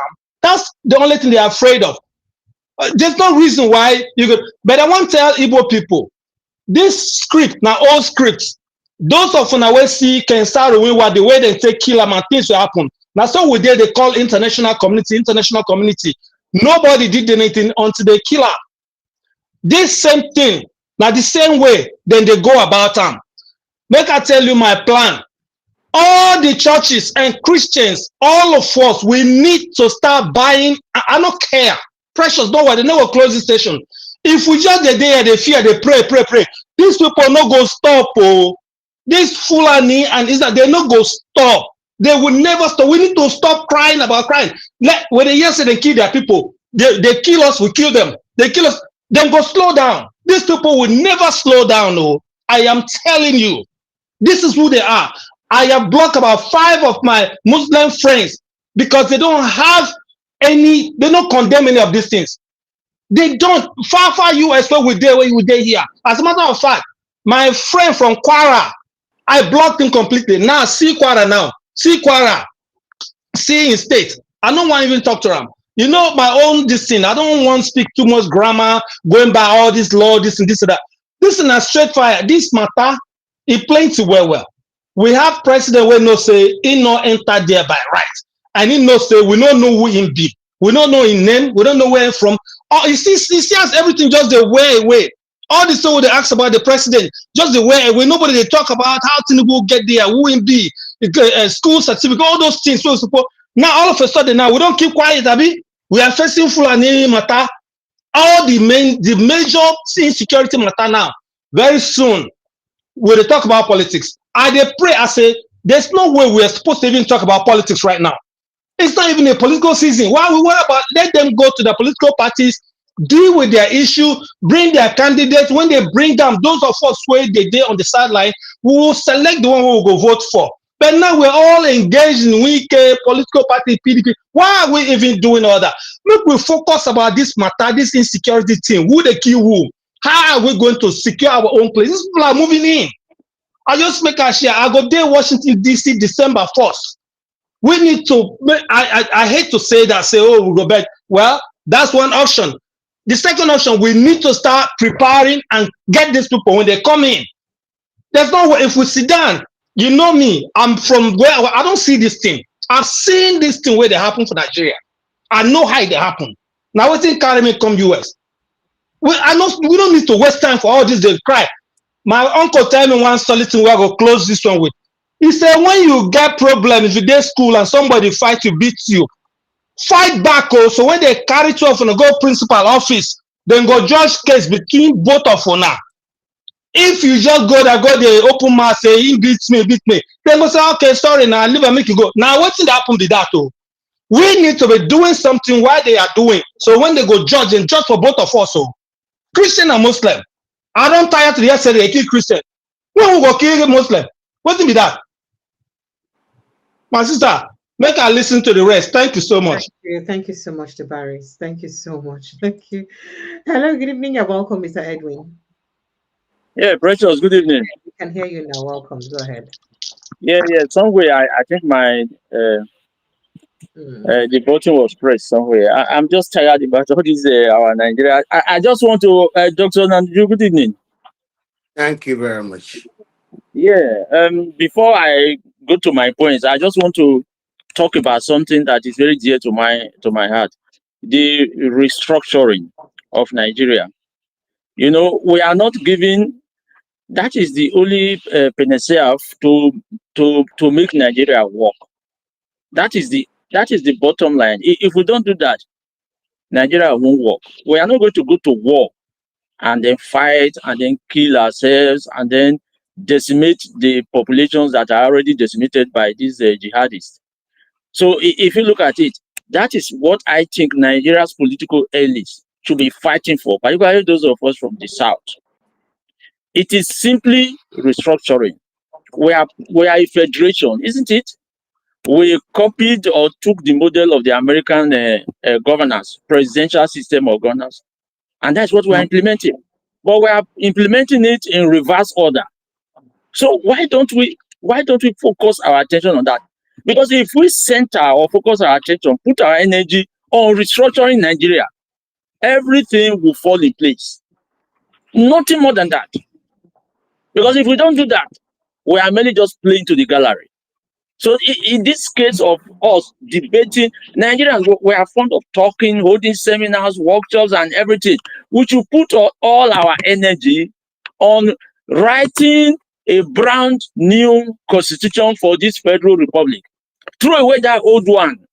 That is what I have always advocated. Nigeria will not work until we go back there. Because Nigeria is standing on a very, very faulty foundation. 40. Pre the Civil War, Nigeria was working, but the elites were accused of corruption and all this. That was it. It was mainly at the center, not even at regional levels. No, we had the Southwest, the North, the Southeast, and then the Midwest region that was later created. So what happened? As soon as the military came in, they dismantled everything, balkanized the nation. And then the northern military officers took over from the Igbo officers who were all at the helm of affairs there. So if we don't go back, what are we talking about? We are always hammering all our efforts on the Constitution. The Constitution, we refer to the Constitution, even when judgments, when cases are being projected or made, we refer to the Constitution. No, but that Constitution is a very faulty one. You know, if we don't go back there, write a brand new constitution. Nigeria is like what I said yesterday. It's a country of nations. Nations who have the nations, the Yoruba nations, everybody there. So why are we just beating about the bush? That is it. If we don't go back there, if we don't go back to the constitution, we are merely playing to the gallery. So I just want to ask you today, what are you people doing? Nigerian political elites, you are one of them. I know you are not from the Tinubu and all those other wings of the Nigerian political elite. What are you people doing about that? Before I make one or two submissions and then hang up. Well, I will want to tell you, I have stated here earlier that I know a reset is inevitable. I have been even suggesting my own basis for reset to be two equal republics, the Christians on one side, then the Muslims on one side, splitting it from southern Kaduna through to southern Borno, southern Bauchi, southern Gombe, from there coming down to southeast, south, joining, and then another part of the half would be the other people from the northwest, going from there to parts of the northeast, and then going from there, taking it down to the north, what do you call it? The southwest. And we could have two equal, groups and have this. These are all suggestions of the platforms for restructuring. Some people are also thinking about restructure into 6 geopolitical zones. That it would make it, in my thought, economically viable, because the states don't seem quite viable. Some of the states cannot survive on their own without being fed by the center. So people are suggesting there are different modes of restructuring. We are going there. Because what the soldiers have organized is not acceptable. And the people who wrote these things were primarily Muslim army officers. And we're not saying that what they organized is not acceptable. So let us see what else could work. I'm suggesting a restructure based on two equal groups, one dominated by the Christians, the other one majorly dominated by Muslims, and then we can play it along. But that is a suggestion. Some people will tell you restructure into the 6 geopolitical zones. That is also a suggestion. So we will restructure. What we have now is not working. It's not tenable, it's unsustainable. So that's why we are now suggesting new alternatives. And I don't see anything wrong with more people putting their voice to the restructuring debates. So that's where we are, and that's what I think we should do. A reset, it's inevitable, it's the right thing to do. Thank you. Thank you so much. I hope that answers your question, sir. I have someone on hold. Mr. Edwin, I hope he answers your question. Yeah. You want to talk to the person, or you want me to continue? Speak to the person I have on the phone. Okay, then. Talk to the person. Oh, good evening and welcome. Yeah, good evening, good afternoon. Good afternoon over there. Welcome, sir. Yeah, this is You're welcome, Mr. Tunibo. It's been a long time. Welcome, sir. And Dr. Katch, I thank you for your insight always. Thank you very much. What? Okay. Yes, and I had a little bit of but the aspect of standing up for himself, I support that.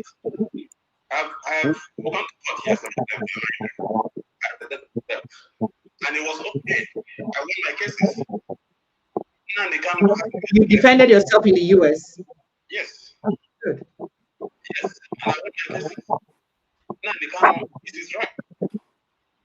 So when he went, because the last he just said, no, they will take it, yes, my lord. But you can say no, if you want. Give the reason why you're arguing. Let's become president. Don't Nnamdi Kanu take the case by himself, it's not about it. The issue here is that they have decided to imprison Nnamdi Kanu.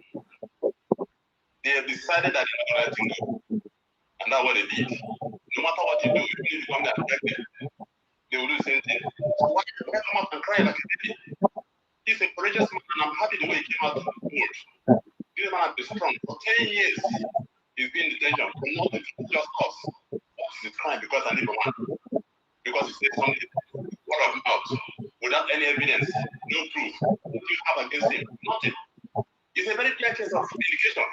He's been victimized, and even people are being victimized on the Southeast.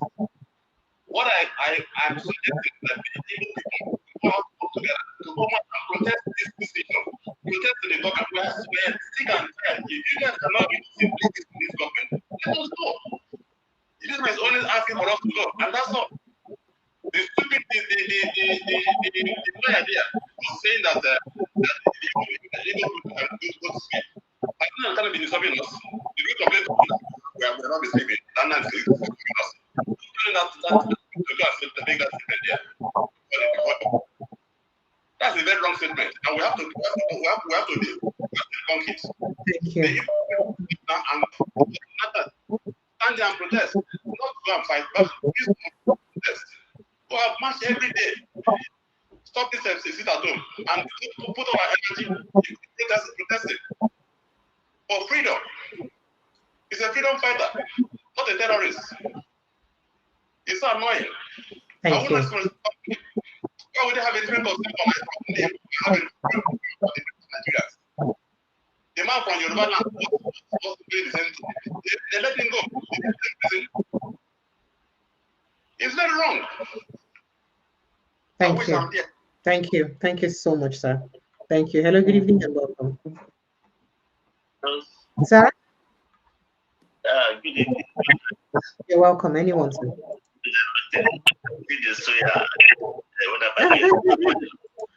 You're not in the US, you're in UK, right? I think I should be in UK. I have to plan the kanji plans. I have to make some plans to send it to UK. You got reach him now. Reach him. His phone number is there. So reach him. His phone number is there. He's on what's that number again? 46. Yeah. So just reach him. I mean, he delivers across the United States, so you may look for a way. I'm just the way the Nigerian things they can intimidate the Christians and subdue the truth. But today the US has seen everything. And the way it was being discussed today, honestly, I was excited that the truth had been revealed today. You know what Mr. Moore was saying? Mr. Moore made it clear on a Jackson case. He said a Fulani man who wanted to attack Jackson. Yes. He was talking about injustice. Yes. He wanted to attack Jackson. Yes. And Jackson defended himself and he was sentenced to death. I'm telling you, because he's a Christian. Yeah. So what kind of Mr. Moore was saying that. So before you know it, Mr.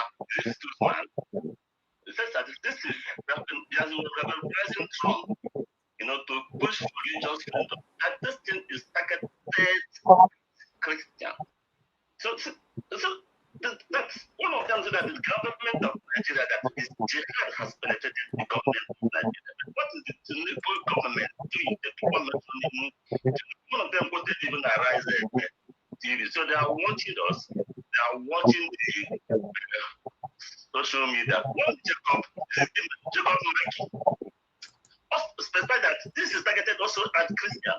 And even Ninashi kept on mentioning about Nigerian impunity from people's side, Southeast. Define impunity as impunity. Can you imagine? Which is one again? So, and look at how this mesmerizing foreign affairs minister report that 5 years is unbelievable. The only 177 people for the last 5 years. You cannot believe it. When in Ashiri even said, don't mind that it's just a just the number is higher than that of foreign ministers that are claiming. That Nigeria should do their job and keep their data. So the way the US captured everything, play all these videos that they play, bringing enormous evidence to address their claims. So when I see those things, I said, good, what is Trump waiting? I think the matter is that they are coming up and they must surely come. That's the way I look at it. All we pray that the first day I said, when is Trump coming? The first day to announce by early year, November, I said, to come tomorrow, what's the wasting time? So I wish they should be invading Nigeria to put things out right, including the economy and electoral process. Right. So these are the things. Concerning Nnamdi, we saw the injustice. We spoke to the lawyer. The lawyer become dumbfounded in sort of words.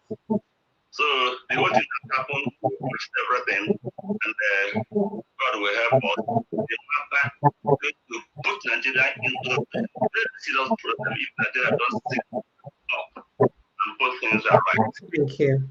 And APC government has been a failure when they come to the greatest and the worst in the country, Nigeria. Thank you. Thank you. Thank you so much. I appreciate you. Thank you very much.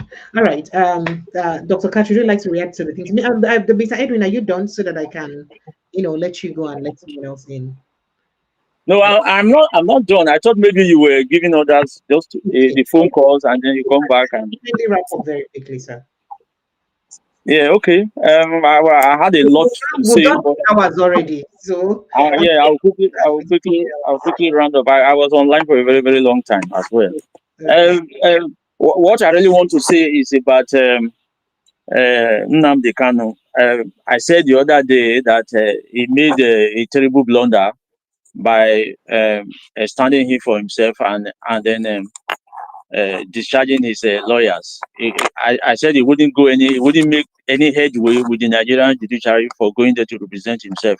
I don't know if he's a qualified lawyer himself, but I know that he can't personally handle that case with the kind of temper or temperament he was displaying in the church, in the courtroom and everything. I'm not sure that will happen. But I must say this: the case against Nnamdi Kanu is a conspiracy by Nigerian political elites against the Igbo nation, and then most of the Igbo political elites are hand in gloves with those who are perpetrating this crime against Nnamdi Kanu and against the realization of the Biafra nation. That will not happen in the current Nigerian setting or template. So until the Igbos look inwards, do self-introspection and reorder their priorities, and then in unison fight their cause, realization of Biafra will not happen. And people like Nnamdi Kanu will be the sacrificial lamb that the Nigerian state will feed on, going by all that is happening. So you can take my word to the bank.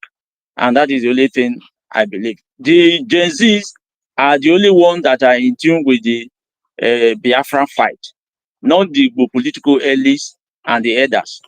Those ones are colluding and conniving with those who are oppressing them. So that is the way I see it. So no matter how Nnamdi Kanu fight and do what he is doing, the Nigerian state will use its might, its force, to subdue him and subdue all the others who are in cahoots with him or who are in alignment with him. So that is the way I see the Biafran state. So they have to go and look inwards and then do that. And then finally, one more time, I have to say it again, we have to restructure Nigeria. That constitution has to be thrown away. If it is not thrown away, then we merely just playing. We all play to the gallery. So that is my submission. Dr. Ononuju, good night. Thank you very much. I'm precious. Thank you very much. Thank you. So sorry, sir. Thank you so much. All right. So if you're in the United States, Can't Get Black, delivers to you across all the states of the United States. 4696786245. That's the number to get him to. He delivers across all the states of the United States for free, especially if you order a certain level of package. 4696785245. That's his number.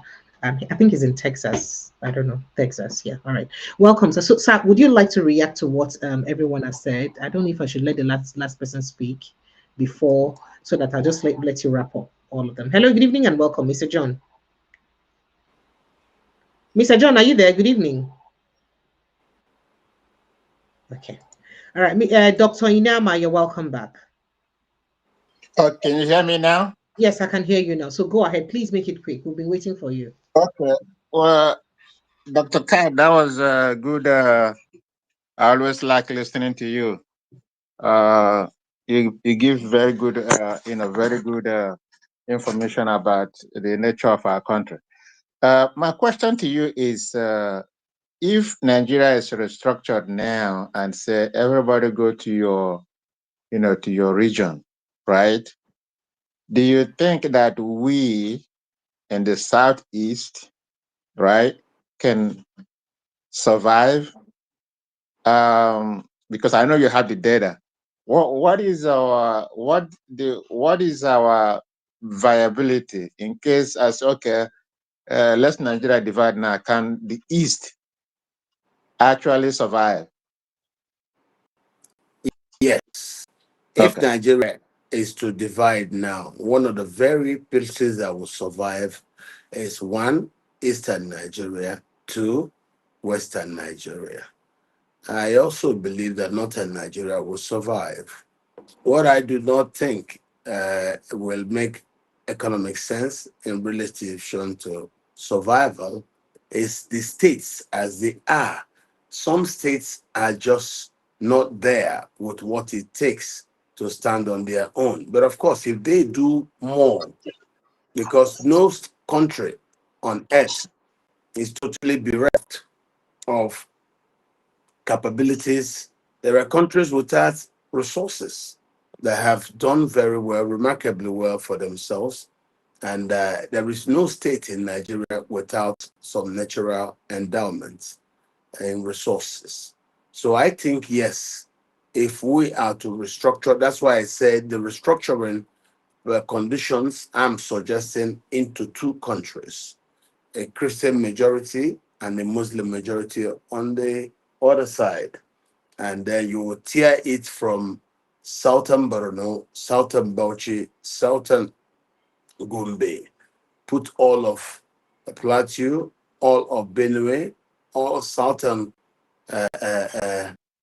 Kogi, and all of the southeast, all of the south region, and then leave them with Abuja. The other people take it from northern Borno, and you go on to northwest without southern Kaduna, and then you take that straight down to northern Kwara, coming down northern Kogi, where the builders are.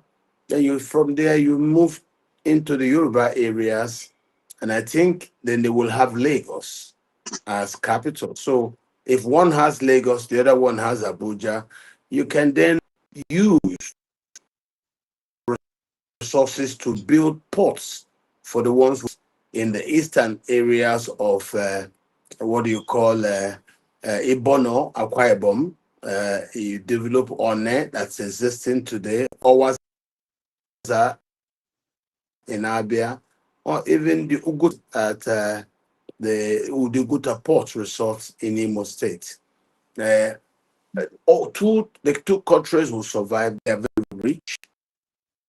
The Southwest has Lagos as the principal cash cow, and then you have the Southeast has a massive economic corridor combining with the South going from Ibaka, Oron, going there to Uyo, from Uyo you meet Port Harcourt to Owerri, Elele to, that's inside now the what are the richest onshore platform for hydrocarbons in the whole of Africa, which is what you call the Obaru Basin, which is in the middle. That's where you have Ohaji, and you go all that. That's a massive economic corridor extending and stopping at Onitsha and Asaba. So I think that is two. Alternatively, we could do the geopolitical zones. I think the geopolitical zones are the only other one that I think makes a lot of sense. So in this way, you don't just drive anybody away. No, you have two big countries, and those two big countries will survive. So I believe our tomorrow can be done well if we are able to restructure. I have no doubt restructuring is inevitable. What the Muslim soldiers have done is not sustainable, is not working, and we don't want it. So that's what my suggestions are. I think the restructuring of the polity is where we're going to end up. There are no two ways about it. All right, Dr. Ina,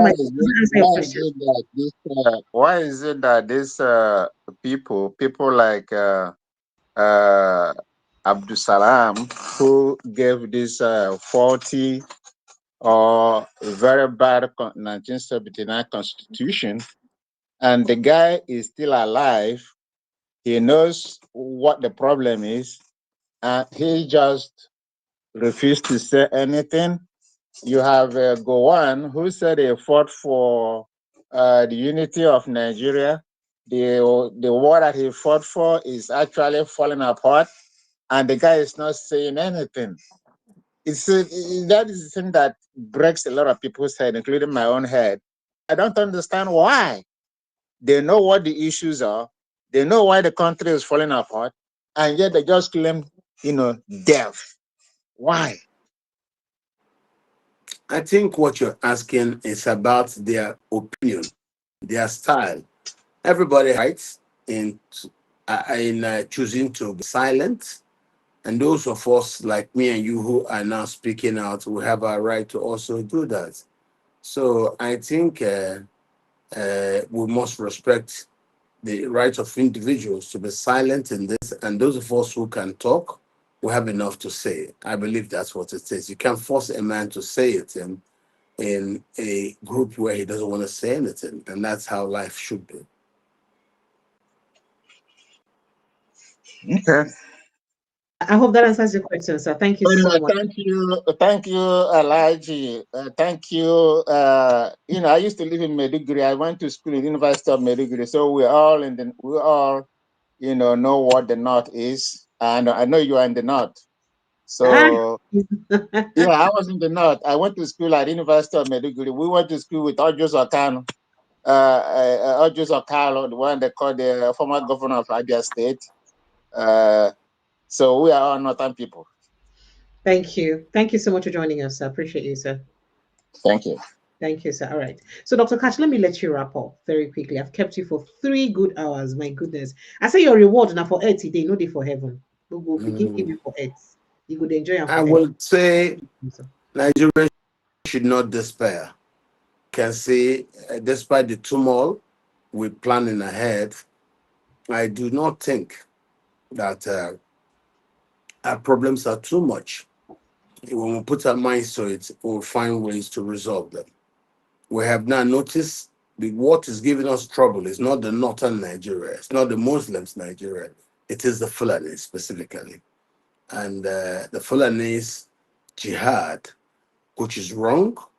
You cannot do jihad in this day and age in 2025. So let us agree it is wrong, and I condemn it. I am not one of those to deny it. It is evil to deny it. You don't pay respect to the memory of those who are killed. Now, since we have seen the pattern, it is being done along religious pattern, and that's why I say it is no good. Okay, some people who don't know just talk about the complexities of Nigeria's violence. Is not true. Only one group are living violence against the rest of the country, the Fulani, not the Hausa, not the Northerners, not the whole of Muslims. It is the Fulani Muslims that are doing this.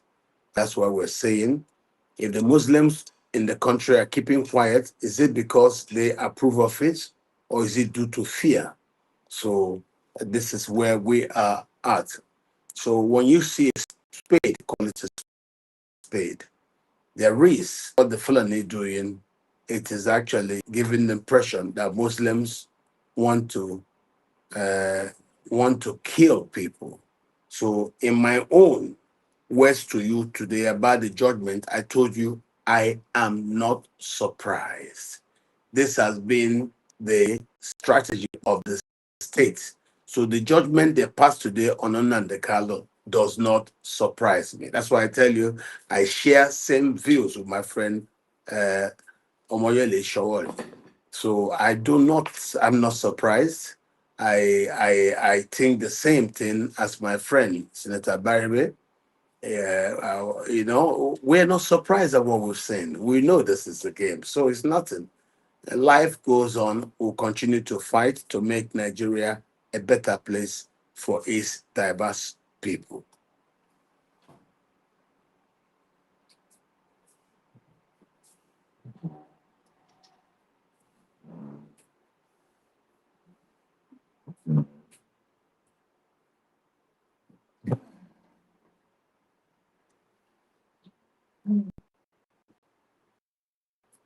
Dear, thank you. Sorry, I'm not aware that I was muted. I said, when we agreed on the Thursday thing, I wasn't aware that a Thursday like this would be Nnamdi Kanu's case. And what a day to have you to dissect the conversation. We really appreciate it. No worry. Don't worry. Your reward day for it. Make I know they talk too much. Thank you, sir. Thank you very much. I Thank you. appreciate your good time, sir. Do Thank enjoy the you. rest of the Don't day. despair. I'm not surprised about the judgment today. That's Thank just you. my words. Thank you for the Okay. words of encouragement. Thank you so much. I appreciate you. See you next week, Thursday, sir. Thank you. Bye, sir. Good night, sir. All right, Nigerians, I'd like to say a big thank you to all of you. You know, it's always a pleasure to be with you. Unfortunately, we could not address almost all the matters we had today because headlines, but you know what? Go back and watch again from the beginning if you missed the headlines. So go back and watch again from the beginning. And then those are the stories of things that happen for Nigeria today. But for now, I'd like to say a big thank you to everyone who's been part of the show. It's always a pleasure, you guys know, to be with you every day to discuss Nigerian matter. If you've not followed us across our social media handle, wait till you gain now. What are you getting? You're not paying money, first of all. Subscribe, it is free. Just click on subscription. Pin, you don't go. Click on like. You don't go. Click on share. You don't go. You know they pay money for them. FOC, free of charge. You go TikTok, you stroll, you find Precious in your TV, you click them, you follow. That's all. You see our video, you watch, you like, you comment. You go to Facebook, you find Precious in your TV. You see the videos we get there, like this Dr. Katch that who post high points of in conversation. You go there, you like them, you share them, self because it is small, so you go share them to your people around your WhatsApp. You go to what they call them Instagram, you do the same thing. You go to Twitter, you do the same thing. Now follow us like a village people, and you're not paying for it. It's not, you know, they pay subscription for it, and you don't need battery, you don't even need money to do the subscription. I love you guys so immensely. In all of this is happening in our country, please ensure you protect your mental health. And every time I tell you to do that, I speak to myself too, because sometimes if I tell you how challenging it can be for me to get on board here, to come talk and discuss about Nigerian problem, it can be very mentally overwhelming sometimes, especially for most of us living in Nigeria. It can be really, really mentally draining. But in spite of it all, one of the things that they give me joy to come sit down with and come talk them at them with the hope, say one day, our country go better. So make we continue to talk for the growth and development of our nation. We no go stop to talk. A lot of things they happen on. We hear within the Congress they talk for US Congress they talk say, oh, Nigerian government no ready. In fact, say Tinubu never show willingness to order the army to do the right thing, and then we don't get part of the US Congress. So they talk say, oh, say the Nnamdi Kanu case show the pure. In fact, they even mention Sunday Jackson case. The Fulani, the guy will be say defend himself from Headman, we won't kill him. They mention all that as part of injustice for Nigeria. But how far would this go to at least? We're not saying US come and help us kill these bandits or terrorists since we're unable to kill them. Because I'm even looking at the level of complicity, the level of way they don't infiltrate our Nigerian military.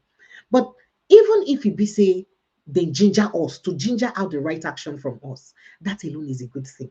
Because we don't deal on this for too long. And we hope, say, some of this talk. Now, this talk, after you people think that talking does not work, it is all this talk. All of this evidence is now part of waiting then gather finish where incites some of these actions from international community. So your talk matters. Your reaction is not just all talks, it works.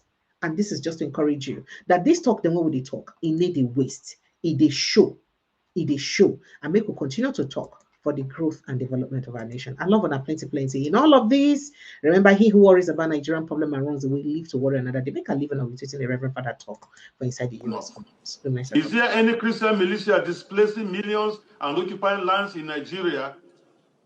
The government of Nigeria's silence and refusal to engage in the face of continued killings and displacements has deepened feelings of abandonment among the people. The national leadership appears disengaged, treating the Christian genocide report as a non-issue instead of considering it a national emergency. This lack of political will undermines trust in government institutions and fuels perceptions of complicity or indifference. Mr. Chairman, honorable members, allow me to briefly mention another point so close to my heart, the humanitarian and social impact of this genocide. In the Middle Belt alone, millions of internally displaced persons remain in camps, unable to return to their ancestral lands. This threatens cultural continuity, religious and economic survival. The psychological trauma of survivors of these attacks is immense, with little access to counseling or rehabilitation. widows, orphans, and survivors face ongoing threats. Girls and women endure sexual violence as a weapon. So many others resort to unsafe coping mechanisms for daily sustenance, destroying families, guarantees that no more Christian will be born from so many traumatized women. This is one of the elements of genocide, securing the disappearance of a group by longer-term measures other than murder. Without quick intervention, Christianity risks elimination in parts of northern and middle belt Nigeria within a very short time. Let me put it on record here that on behalf of millions of Christians in Nigeria and in the diaspora, we want to thank President Donald J. Trump for his bold leadership in designating Nigeria as a CPC. I commend you, Mr. Chris Smith, and this subcommittee's ongoing leadership and the recent U.S. designation of Nigeria as a country of particular concern. It is a vital step, but must be backed by serious action. 1. Using the Magnitsky Act for targeted sanctions on Nigerian government officials and others tolerating or condoning Islamic violence in the country. Tie security and other development or humanitarian aid to measurable protection improvements. Expand humanitarian support for IDPs. The IDPs must return to their ancestral homes and lands with security guarantees by the Nigerian government. They must also be supported to rebuild their economic livelihoods and enjoy basic services such as education and sanitation. Support bills like the Nigerian Religious Freedom Accountability Act to hold perpetrators accountable. This point cannot be overemphasized because it is impunity that fuels the violence we suffer. Irrespective of who are being killed, the prime question is, are there killings in Nigeria? And the government should stop it. International advocacy, work with allies to praise Nigeria at the UN and ensure discriminatory laws and blasphemy laws are eradicated or expunged from the Constitution. Closing call to action. The CPC designation has brought immense joy, hope, and spiritual resilience to communities under siege in Nigeria. The Christian faith-based organizations remain among the few sources of relief and encouragement, filling the vacuum left by government inaction. However, the church alone cannot stop the killings. It requires coordinated political, military, and humanitarian intervention. Mr. Chairman and members, the blood of Nigerian Christians cries out to you people. We cannot afford to wait any longer. Renew hearings, pass binding legislations, and use every tool of U.S. influence to demand change. America remains the only country in the world with an International Religious Freedom Act. America has a unique role in defending religious freedom globally. Please enact concrete action. North. Is there any Christian militia displacing millions?